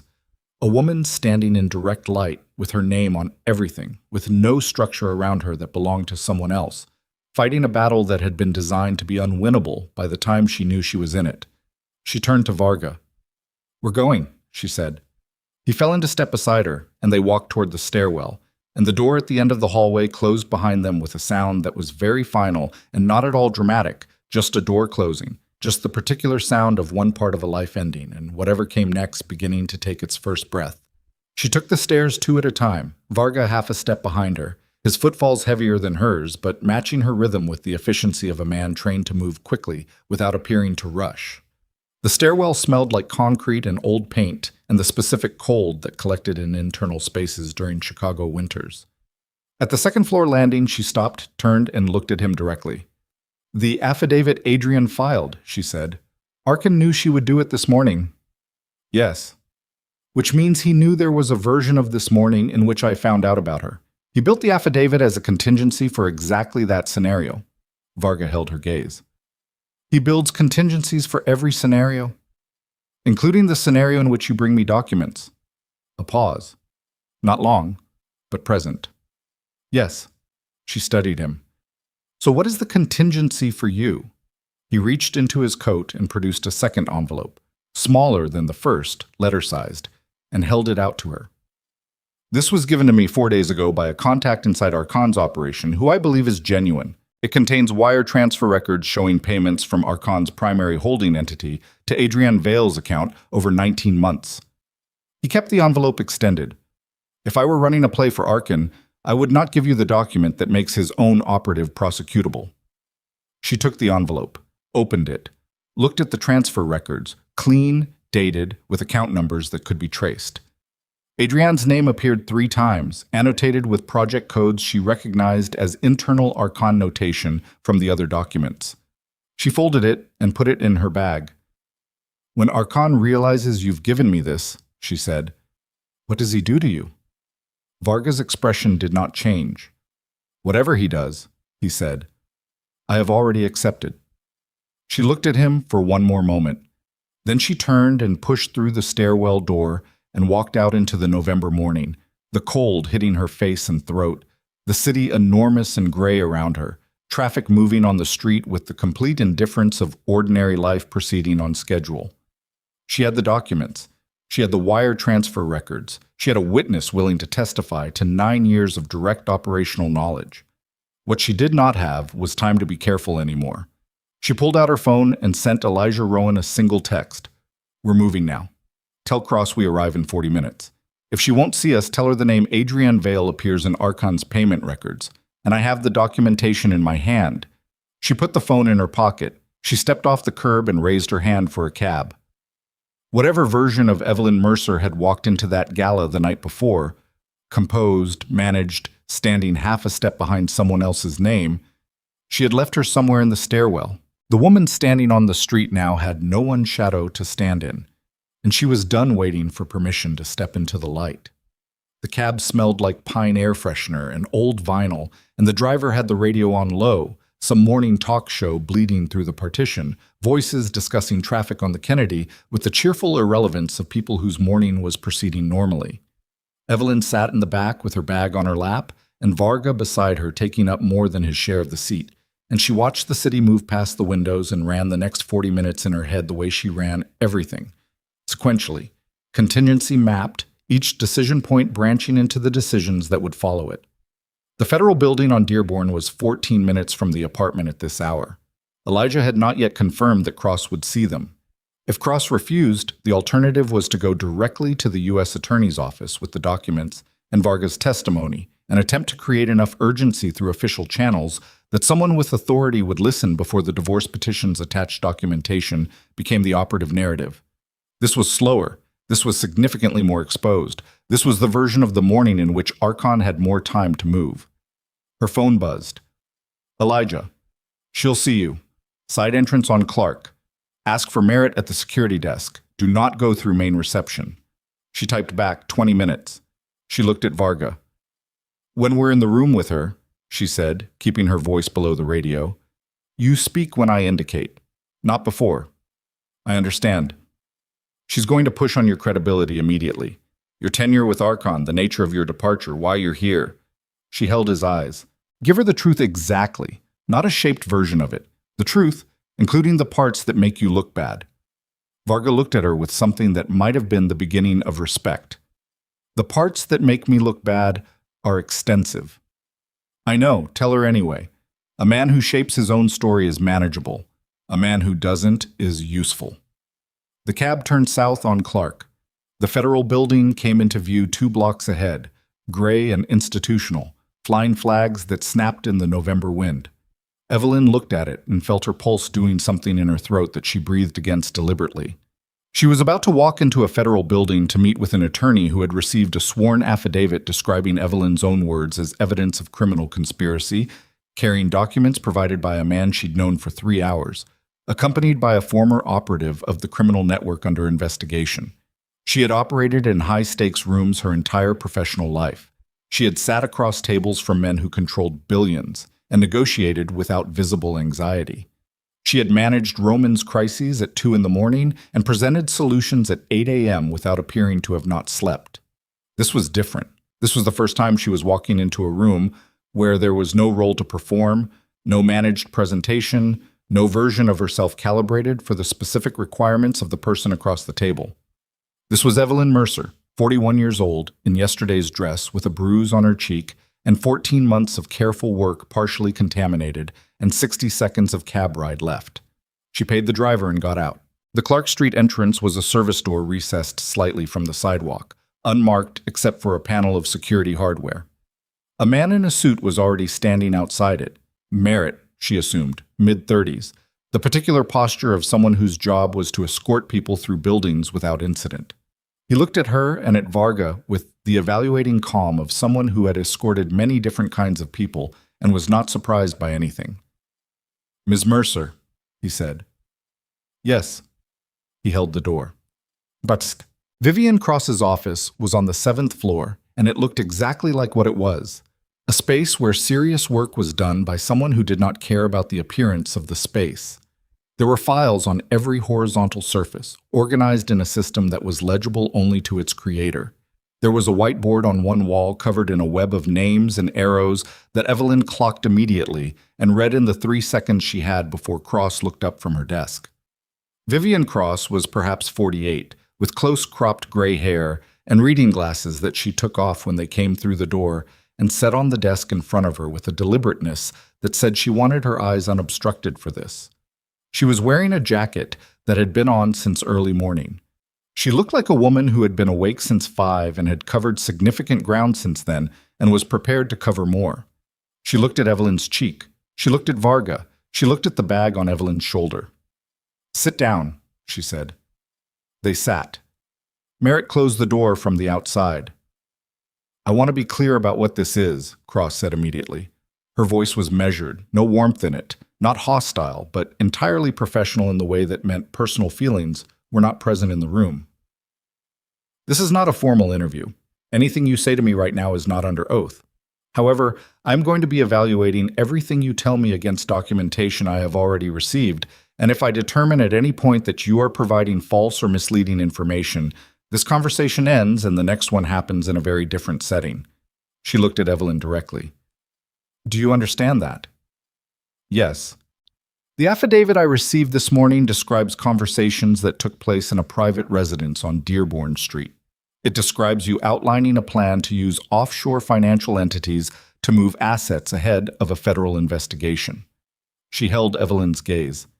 Before you say anything about the affidavit, I want you to know that I have also received in the last 30 minutes a telephone call from an attorney named Elijah Rowan, who told me that the affidavit was produced by an operative inside a criminal network.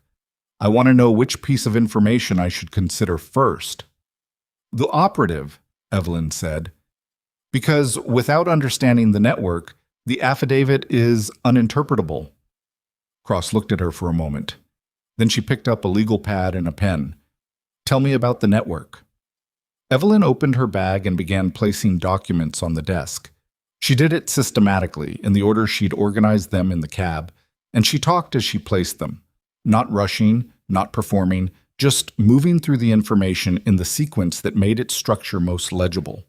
The offshore entities, the forged signatures, the lakeside documentation substitution, the timeline of Archon's operation against the Dragunov organization.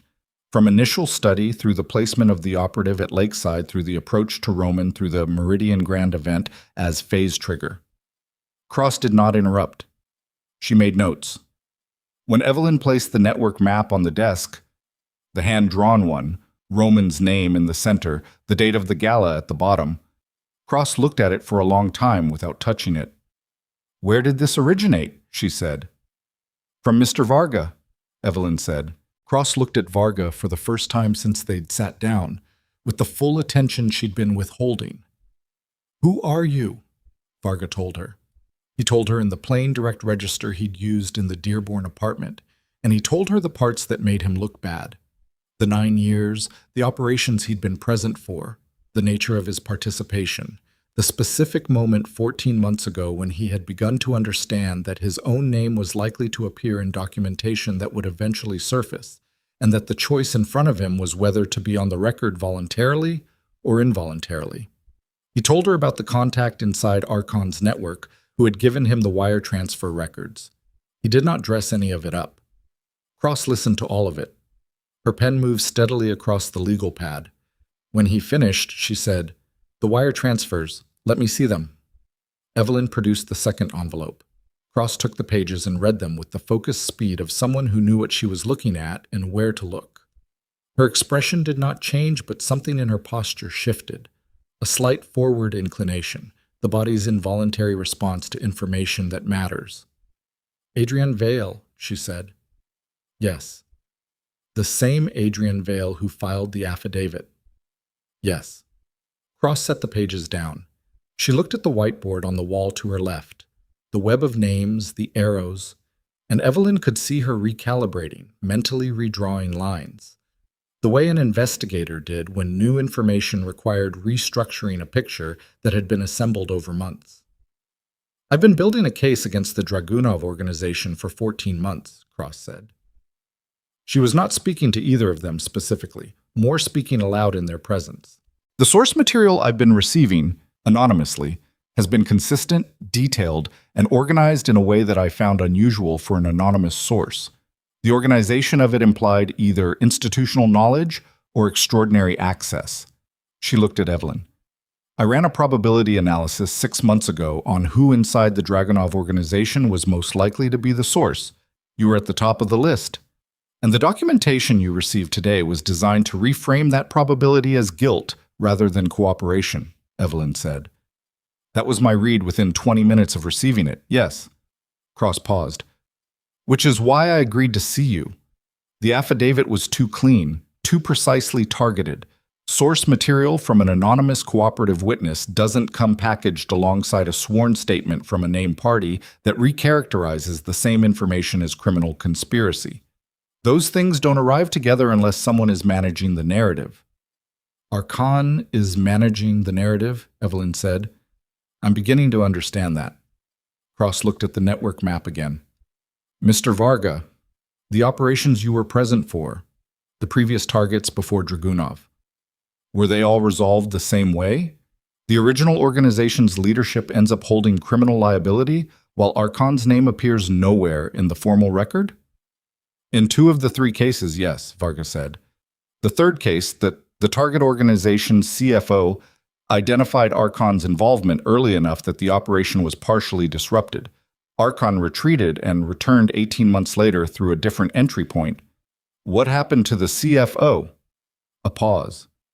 "He relocated," Varga said carefully, "under circumstances that made relocation advisable." Cross held his gaze for a moment. Then she wrote something on her legal pad. "I'm going to need a full recorded statement from you, Mr. Varga. I'm going to need it today, this afternoon, before any legal proceedings connected to the Dragunov divorce petition advance. Can you do that?" "Yes?" She looked at Evelyn. And I need to talk to you about the offshore entities. Specifically, I need to understand your affirmative case, not just that the signatures are forged, but the documentary trail that demonstrates they are forged, sourced to a specific mechanism, connected to a specific operative inside Lakeside. I have the March documentation discrepancies, Evelyn said. My personal copies versus what was filed. The discrepancies are on 3 specific pages, and the signature production method is identifiable if you have a forensic document examiner look at the originals. Cross nodded and wrote. Then she stopped writing and set the pen down and looked at Evelyn with a directness that had a different quality than the professional directness she'd been operating with for the past 20 minutes. I'm going to tell you something that is not a formal communication, Cross said. The anonymous source material I've been receiving for 4 months has been accurate, provably accurate. Everything I've been able to independently verify has verified, which means that whoever compiled it had access to records and knowledge that are genuinely inside the Dragunov operation. She paused. I think you compiled it. Evelyn held her gaze and said nothing. I'm not asking you to confirm that, Cross said. I'm telling you that I think it, and that it significantly affects how I am evaluating everything in this room right now. She picked up the pen again. I'm also telling you that if the affidavit was designed to make me treat a cooperative source as a criminal suspect, then whoever built this operation has a very precise understanding of how federal investigations work, which means they've had exposure to federal proceedings before. She looked at Varga. Your previous operations. Any federal involvement in the disrupted cases? Varga's eyes moved, just slightly, a small tracking motion. The CFO in the 3rd case, he said slowly, had a prior relationship with a federal attorney in Frankfurt. Cross wrote that down. She wrote it, and then she said, without looking up, Arkin knew how I'd respond to the affidavit. He's been watching your investigation, Evelyn said. The anonymous source material he's been feeding you. It wasn't just about building a case against Roman. It was about building a relationship with you specifically, learning your evidentiary standards, understanding what would make you move. The room was very quiet. The sound of the building's ventilation system, traffic 14 stories below. Cross looked up from the legal pad. He's been running me, she said. Not a question, not with anger, why with the flat, cold recognition of someone who has just understood something they don't enjoy understanding. He's been positioning you, Evelyn said, for 14 months, so that when this morning arrived, you would be exactly where he needed you to be. Cross stood up. She walked to the whiteboard and stood in front of it for a moment with her back to them, looking at the web of names, and then she picked up an eraser and removed a section of the board, a cluster of names and arrows on the left side, and began redrawing, the marker moving in quick, decisive strokes.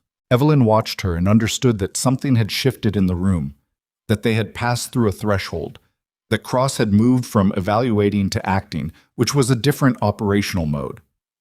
Then Cross's desk phone rang. She ignored it. It rang again. She ignored it again. The 3rd time, her assistant's voice came through an intercom. Ms. Cross, you need to take this. It's the U.S. attorney. Cross looked at the intercom. Then she looked at Evelyn. Don't move, she said, and picked up the phone. Evelyn sat very still and watched Cross's face as she listened.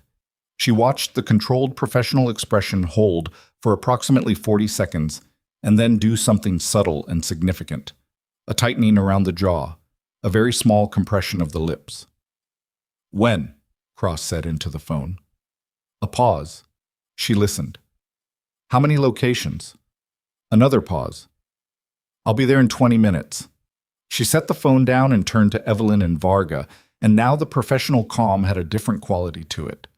The quality of a person operating at a higher level of urgency than they'd been operating at 60 seconds ago. Roman Dragunov's attorneys filed the divorce petition 11 minutes ago, she said. That's not the problem. She picked up her jacket from the chair behind the desk. The problem is that simultaneously with the filing, 3 of Roman's primary business entities filed for emergency receivership. She looked at Evelyn. His financial structure is collapsing in real time. The asset liquidation has already begun. Evelyn stood up. Archon is taking the assets. Someone is taking the assets, Cross said, moving toward the door. In a coordinated liquidation across 3 entities simultaneously, which requires either access to the organizational structure or... She stopped. She turned back to Evelyn slowly. Or cooperation from someone inside who has the authorizations, Evelyn said. They looked at each other. Roman's primary financial signatory, Cross said, after Roman himself. Who holds secondary authorization across all three entities?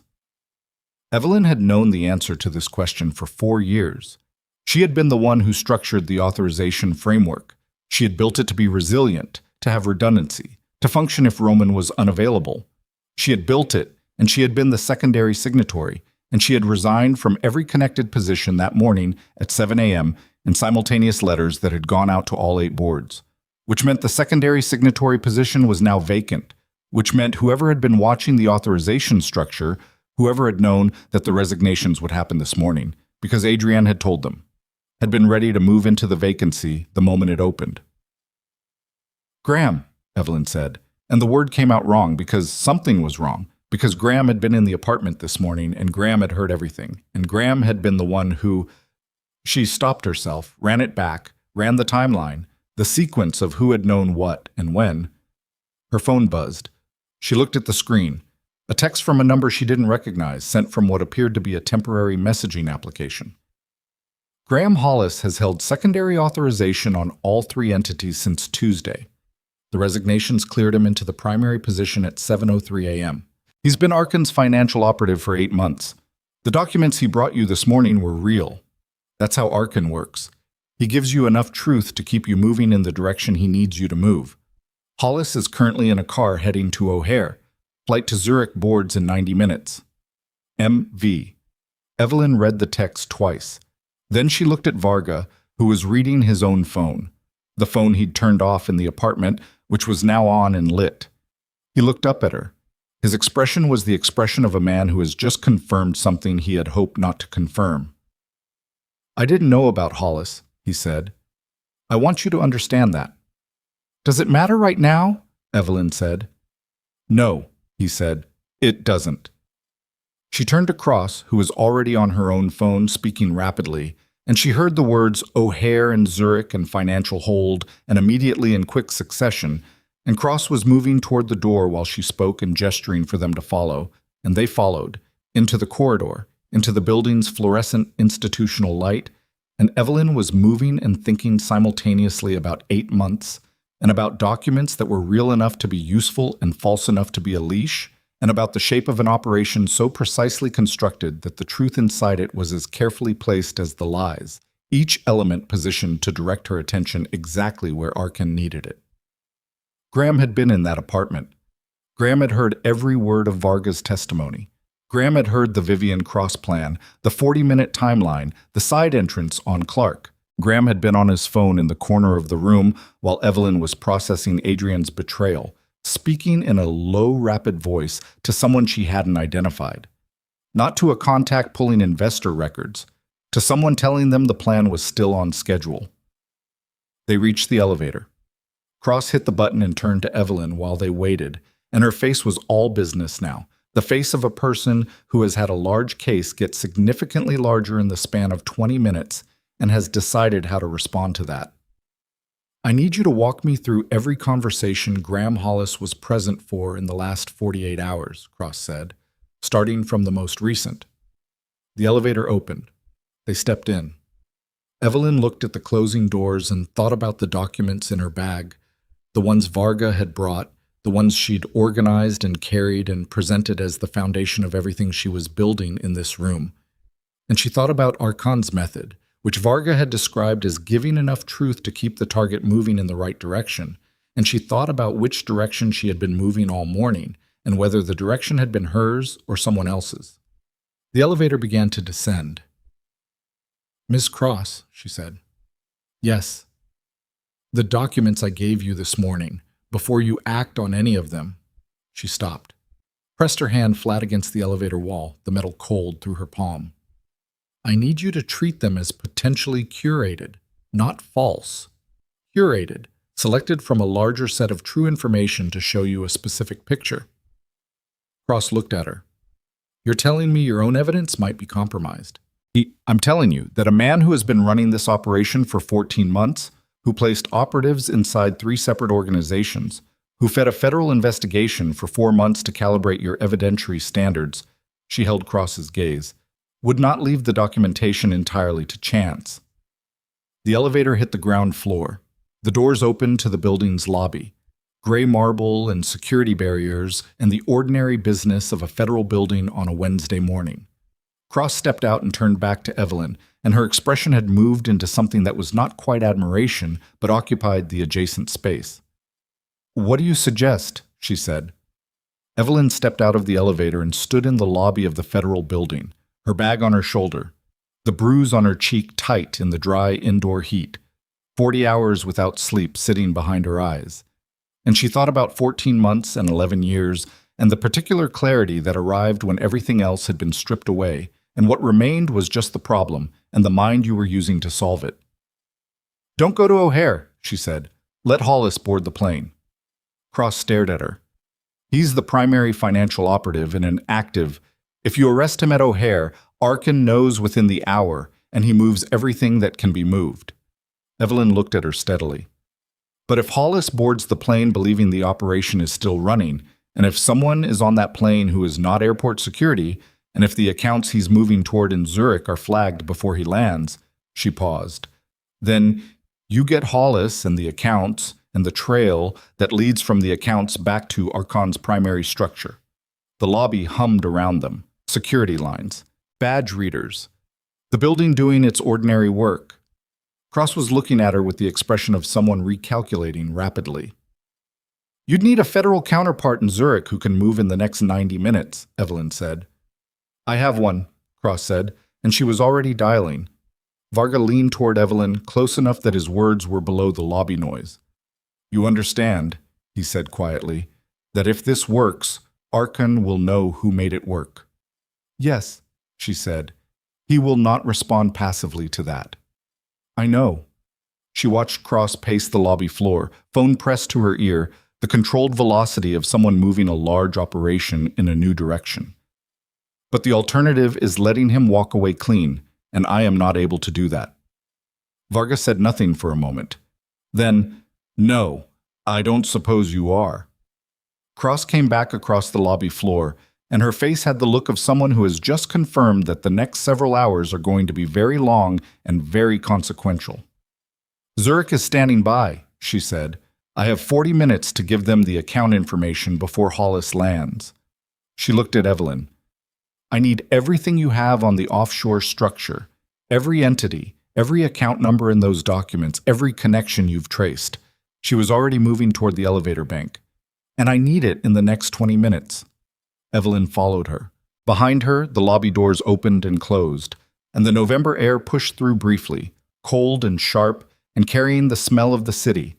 And then the doors closed again, and the lobby's controlled warmth reasserted itself.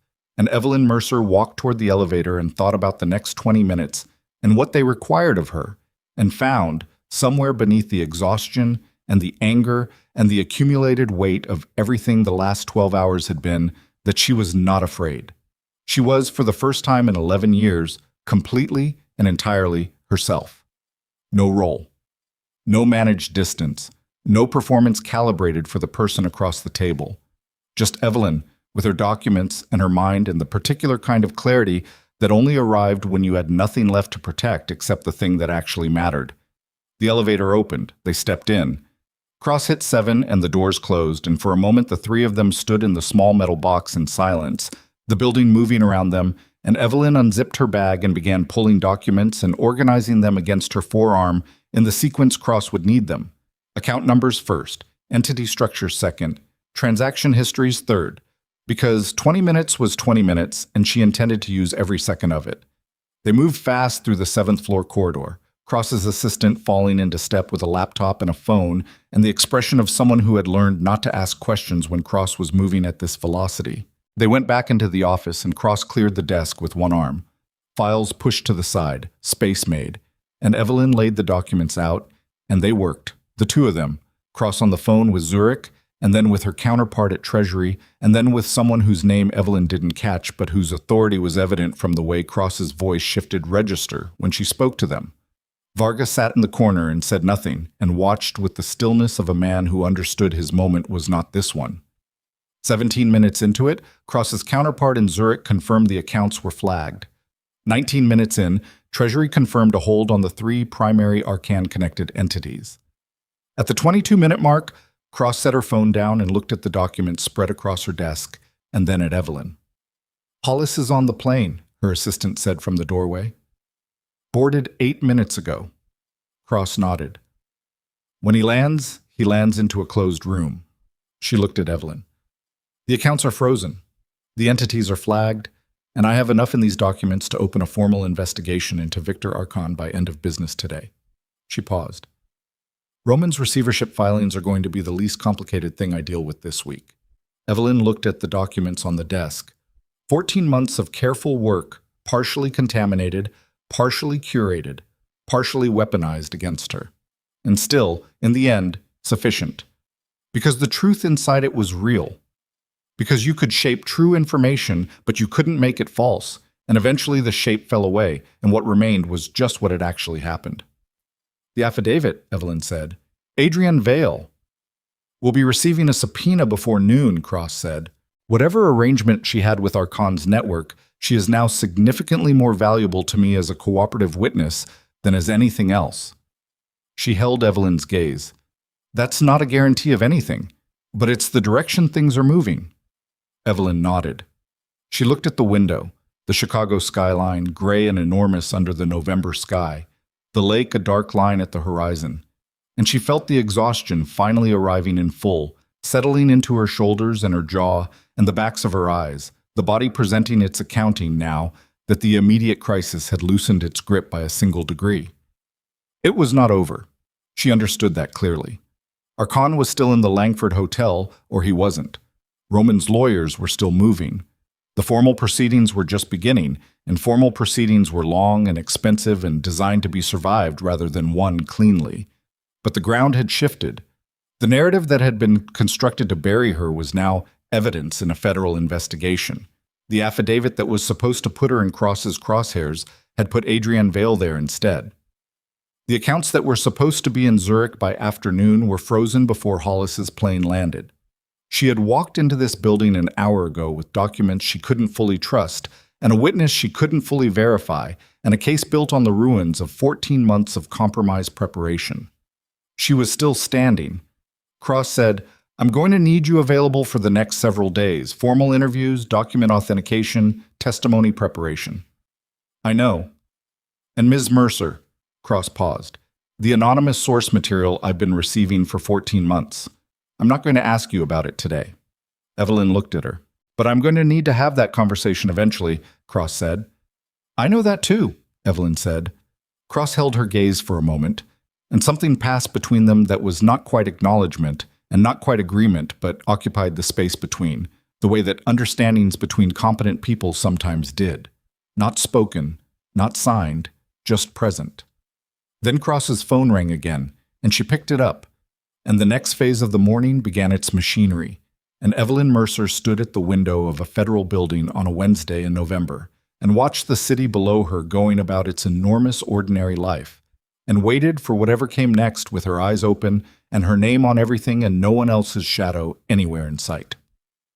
The formal interview began at 11:14 that morning and lasted 4 hours and 20 minutes. Evelyn sat across a rectangular table from Vivian Cross and 2 other attorneys whose names she registered and filed. Darren Chu, who handled financial forensics, and a woman named Priya Sell, who said almost nothing for the first 2 hours and then began asking the sharpest questions in the room. And she answered everything. Not a shaped version of everything, not the version calibrated to produce a specific impression. Everything, including the parts that were complicated, including the 14 months of anonymous source material that she confirmed, on the record, had come from her, including the safety deposit box and the encrypted drive and the identity she had maintained for 6 years in the name of a dead woman. Cross did not react to the dead woman's identity the way Evelyn had expected. She wrote it down and moved on, which told Evelyn that Cross had already known or had strongly suspected and had been waiting for the confirmation. Varga's interview ran parallel in the adjacent room. Evelyn could hear nothing through the walls, but she was aware of him in there, giving his 41 minutes worth of information in a more formal register, under recording equipment, with the knowledge that what he said in that room would have legal consequences for him that had not yet been determined. He had walked into the building understanding this. She had not asked him to do it. He had done it because he had decided to do it, somewhere between the Dearborn apartment and the Clark Street entrance, for reasons that were his own and that she did not fully understand and had decided to accept without fully understanding. By 3 in the afternoon, the outline of what the federal investigation had become was visible in the way Cross moved through the office, with the particular velocity of someone managing a large operation that had just expanded significantly and was not going to slow down for the foreseeable future. Graham Hollis's plane had landed in Zurich at 2:17 Chicago time. He had been met at the gate by Swiss federal authorities coordinating with Cross's counterpart, and had been in a room answering questions for 40 minutes before his attorney, a Zurich-based lawyer whose retainer the subsequent investigation would reveal had been paid by an entity connected to Archon's structure, arrived and advised him to stop talking. By then, he had said enough. By then, the account information he'd been carrying had been documented, and the transfers he'd initiated from the plane's Wi-Fi had been reversed before clearing. He had not gotten anything out. Not $1. Evelyn received this information from Cross's assistant in a brief, factual summary delivered at 3:40, while Evelyn was in a corridor drinking water from a paper cup and staring at the middle distance. And her response was to finish the water and fold the cup and drop it in a recycling bin and go back into the interview room, because there were still questions to answer, and the questions were more important than the satisfaction of knowing the accounts were frozen. Satisfaction could wait. It could wait a long time. She had learned, over the past 24 hours, that satisfaction was not the point. The point was the work. The point was always the work. Victor Arkin left the Langford Hotel at 4:52 that afternoon. He left with 2 bags and a calm that the hotel staff would later describe to investigators as entirely unremarkable. A man checking out, nothing hurried about it, the kind of departure that registered as routine precisely because it was designed to. He took a cab to Midway rather than O'Hare, which was either because he'd anticipated that O'Hare would be the focus of any law enforcement attention or because he simply preferred Midway. And he purchased a ticket at the counter, cash, a name that would prove to be a clean secondary identity with 12 years of documentation, for a flight to Toronto that boarded at 6:50. He did not make it to the gate. Cross had put his name into the system at 4 o'clock, 47 minutes before he left the hotel, which meant that when his secondary identity ran through the TSA checkpoint at Midway, it generated a flag that brought 2 federal agents to the security lane in under 4 minutes. He did not resist. According to the report that Cross showed Evelyn 3 days later, he had looked at the 2 agents with the expression of a man doing a rapid calculation and arriving at a conclusion, and then he had set his bags on the floor and put his hands in his pockets and said, in accented but precise English, "I would like to speak with whoever is running the investigation." They had told him he could speak with whoever he liked once he was processed. He had nodded and gone with them. Evelyn read the report in Cross's office on a Friday morning, 2 days after the interviews, sitting in the same chair she'd sat in on Wednesday with Varga beside her, and the city outside the window, and the particular exhaustion of someone who had not slept properly in 72 hours. She read it twice, not because she hadn't understood it the first time, but because she needed the information to settle, to become real in the way that facts became real when you had time to sit with them. Arkin was in federal custody. Hollis was in Swiss federal custody pending extradition proceedings. Adrienne Vale had, as Cross predicted, received a subpoena before noon on Wednesday and had spent Thursday in a room with federal attorneys working through the terms of a cooperation agreement, which was, Cross told Evelyn, progressing with the speed of someone who understood that her options were narrowing and that the value of her cooperation depreciated with every hour she delayed. Roman's divorce petition had been filed. It was sitting in the Cook County court system under a case number that now existed in the same documentary universe as a federal investigation into organized financial crime, which meant that the attorneys Roman had retained were navigating a situation significantly more complicated than the one they'd been hired to handle. Roman himself had called Evelyn twice since Wednesday. She had not answered either call. She thought about answering. She thought about what she would say if she did. She went through several versions of it in her head over the course of Thursday. On the drive from the federal building to a hotel she'd checked into under her own name because the Dearborn apartment no longer felt like a viable space, on the walk she'd taken along the lakefront at 6 in the morning when sleep had abandoned her entirely. In the shower, in the dark. What she arrived at, eventually, was nothing.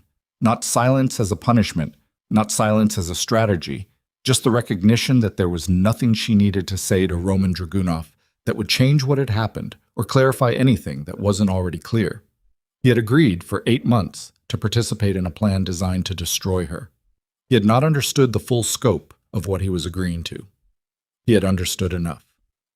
On Friday afternoon, sitting in her hotel room with the city visible through a window that was larger than the one in the Dearborn apartment, her phone rang, and this time it was not Roman's number on the screen. It was a Chicago area code she didn't recognize. She answered. Miss Mercer. The voice was male, older, careful in the way of someone choosing words in a professional context. My name is Bernard Calloway. I'm an attorney. I've been retained by Roman Dragunov. A pause. He's asked me to reach out to you directly. Why? He would like to speak with you, not through counsel, personally. Another pause. He understands that you may not be willing to do that. He asked me to tell you that he is not calling about the legal proceedings. He said. Calloway stopped, and she could hear in the pause the particular discomfort of an attorney relaying a message that was outside his professional register.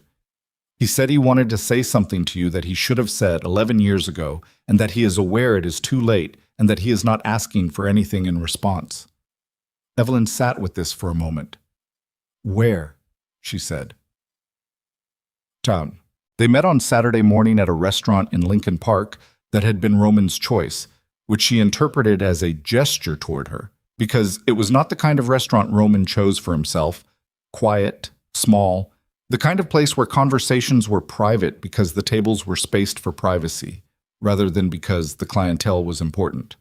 She arrived 7 minutes early and sat facing the door, and when Roman came in at 9 o'clock exactly, she saw him in the doorway for a moment before he saw her, and she looked at him the way you looked at something when you had a second of unobserved observation, and what she saw was a man who had lost 15 pounds in a week, which was not possible literally, but was the impression he gave, diminished somehow inside his coat, the particular quality of a person whose physical presence had always been tied to their certainty and whose certainty had been removed.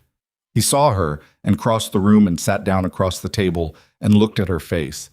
The cheek, which had faded from purple to a yellow-green over 5 days, and something moved through his expression that he didn't try to control. I'm not going to ask you to forgive me, he said. He had skipped hello, which she appreciated. Hello would have been a performance. Good, she said. I agreed to something. He looked at the table. I didn't understand what I was agreeing to. That's not an excuse, it's just the truth of it. He looked up. I thought I was protecting the organization. I thought Archon was helping me identify a threat. He stopped. I know how that sounds. It sounds like Roman Dragunov, she said. It sounds exactly like a man who spent 20 years building something and couldn't see that the thing he was most afraid of losing was already gone because he'd been dismantling it himself for a decade. He absorbed this without deflecting it, which surprised her. Roman had always deflected. The organization is going to be liquidated, he said. The court supervision, there's not going to be much left when it's done. I know. The house, he started. I don't want the house, Roman. He nodded slowly. He picked up the coffee cup in front of him and held it without drinking. The attorneys tell me the cooperation agreement you've reached with the federal investigation means you have no criminal liability. He paused. I'm glad. She looked at him. She was looking for the performance, the angle, the version of this that served a purpose she hadn't identified yet. She had spent 11 years learning to read Roman Dragunov. She read him now, across a small table in a quiet restaurant on a Saturday morning, and what she found was a man who had arrived at the end of something and was sitting in the wreckage of it and was not trying to reframe the wreckage as anything other than what it was. What did you want to say? She said. The thing from 11 years ago? He was quiet for a moment. Then, that you were better at this than I was, at all of it. Not just the social management, all of it. The strategy, the relationships, the structural thinking. He set the cup down. I knew it. I knew it from the second year. And I spent 9 years after that making sure no one else would say it out loud. He looked at her. Including you. The restaurant hummed quietly around them. A server refilled water glasses at a nearby table. The city outside the windows was doing its Saturday morning business, unhurried and indifferent. Why are you telling me this now? She said. Because I have nothing left to protect, he said simply. And because Callaway told me that whatever you're building, the new firm, is going to carry your name. And I wanted you to know that I know why it should. He paused. That's all. That's the thing. Evelyn looked at him for a long moment. She thought about 11 years, about the accounting she'd run in the Dearborn apartment in the small hours of a November morning, about what 11 years amounted to and what you did with the numbers once you'd totaled them. She did not forgive him. Forgiveness was not the transaction being offered, and she was not interested in performing it. But she looked at him across the table, and she felt the thing she'd felt when she'd looked at him through the doorway. The diminishment, the certainty gone. And she understood that the Roman Dragunov, who had stood in a ballroom and struck her across the face as a signal for another man's operation, had been, in the most essential sense, already hollow. The blow had not been strength. It had been the last act of a man who had been losing his grip for years and had finally been persuaded to mistake cruelty for control. She did not say any of this. It did not need to be said. You need the right attorney, she said, not Callaway. Someone who knows federal financial proceedings from the inside. She reached into her bag and wrote a name on a card and slid it across the table. She's expensive. She's worth it. He looked at the card. Then he looked at her. You're helping me. I'm giving you a name, she said. What you do with it is your business. She picked up her coat and stood. She looked at him one last time. Roman Dragunov, 53 years old, sitting in a restaurant in Lincoln Park on a Saturday morning with a coffee cup and a business card, and the ruins of an empire that had carried his name and run on someone else's strength. And she felt not satisfaction, not grief, but something quieter and more final than either. The feeling of a door closing on a room you had lived in for a long time. Not slamming, just closing. She walked out. The offices of Mercer Capital Partners opened on a Tuesday morning in late January, 6 weeks after a federal judge signed the order recognizing Evelyn as a cooperating witness with no criminal liability in the proceedings against Victor Arkin, Graham Hollis, and 14 other individuals whose names had emerged from the investigation as it expanded through the winter. The Archon network, Cross had told her in December, was larger than anything they'd initially mapped. 4 countries, 9 operating entities, a decade of accumulated activity that the investigation would be untangling for the better part of 2 years. Adrienne Vale had cooperated fully. Her cooperation agreement had been finalized in December. Evelyn had not spoken to her since the morning she'd walked out of the Dearborn apartment door. She did not intend to. Marek Varga had been granted temporary protected status pending the outcome of proceedings he was materially connected to as a witness. He was living in Chicago in a location that Cross's office had arranged. Evelyn had seen him once in December, briefly, in a federal building corridor, and they had looked at each other with the recognition of 2 people who had been inside the same storm from different positions, and had both, through a combination of preparation and instinct, and the particular stubbornness of people who refused to accept the ending that had been designed for them, come out the other side of it. He had nodded at her. She had nodded back. That had been enough. The Mercer Capital Partners office occupied the 14th floor of a building on Michigan Avenue, a space that was not large and not decorated in the way Roman's offices had been decorated. No artwork chosen to signal wealth, no furniture selected to reduce visitors to a subordinate scale.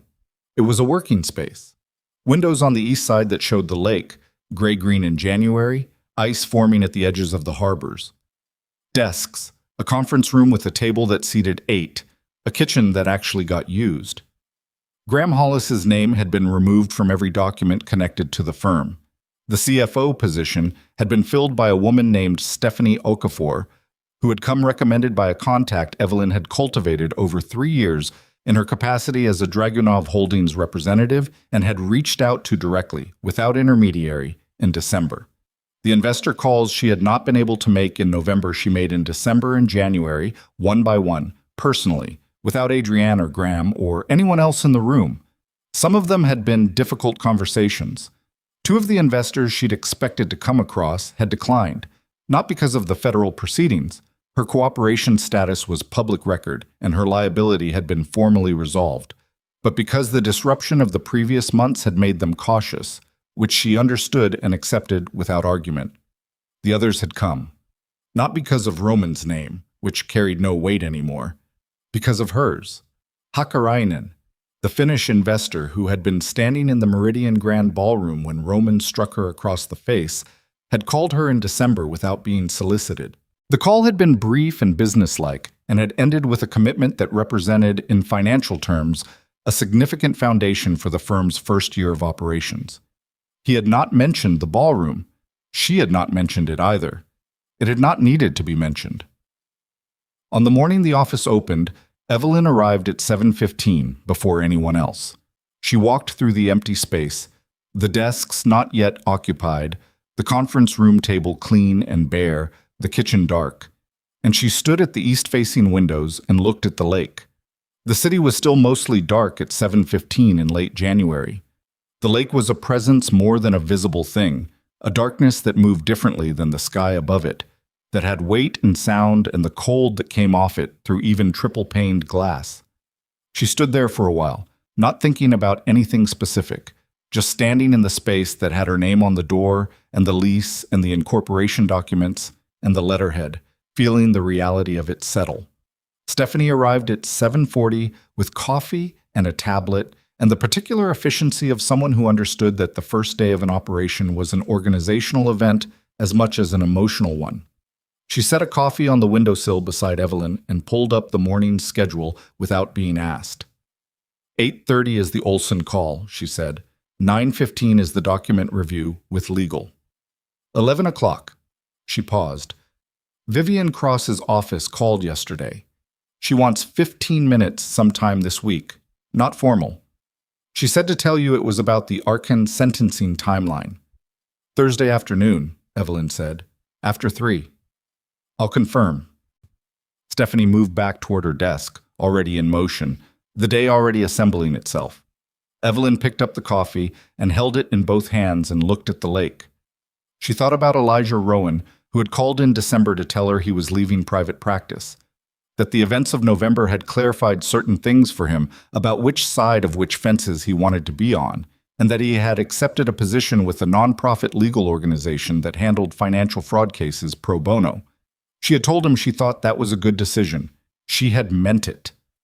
She thought about Roman's attorney, the name she'd written on the card in the Lincoln Park restaurant, and about the fact that Roman had called the attorney that same afternoon, which Evelyn knew because the attorney had called Evelyn as a professional courtesy to confirm the referral.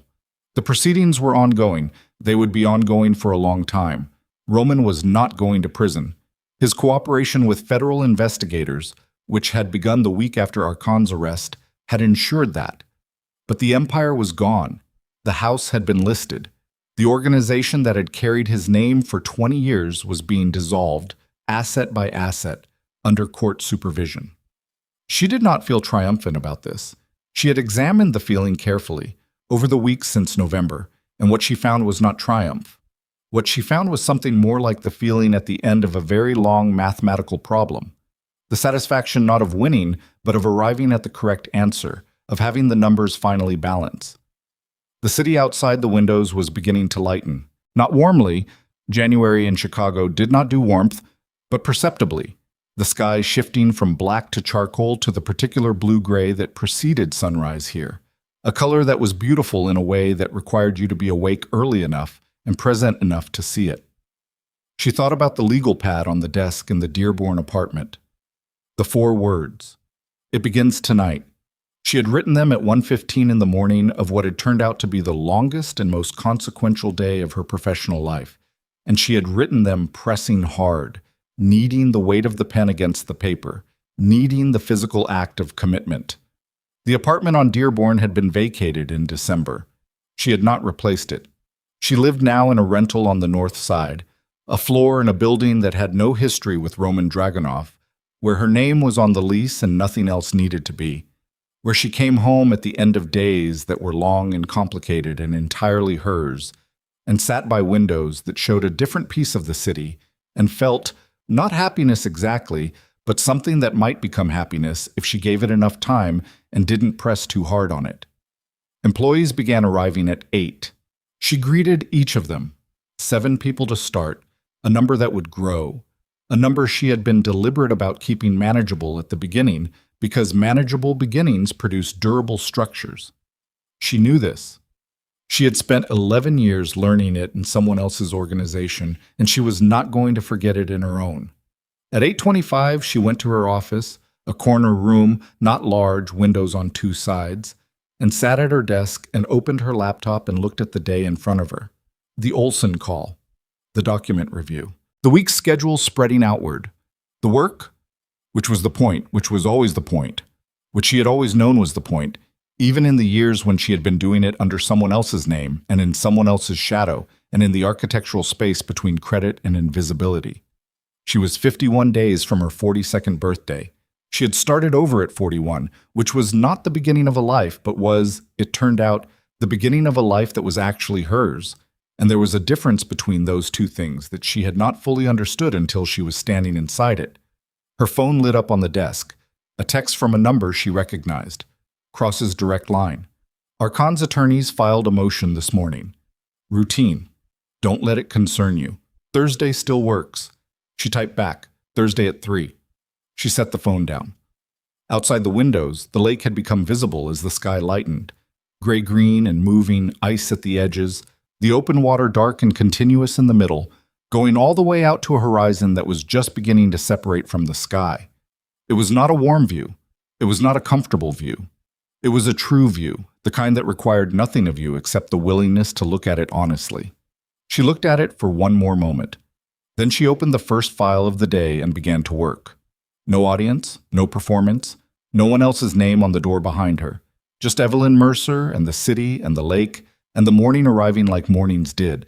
Without ceremony, without asking permission, simply there, simply beginning, the way all necessary things eventually did.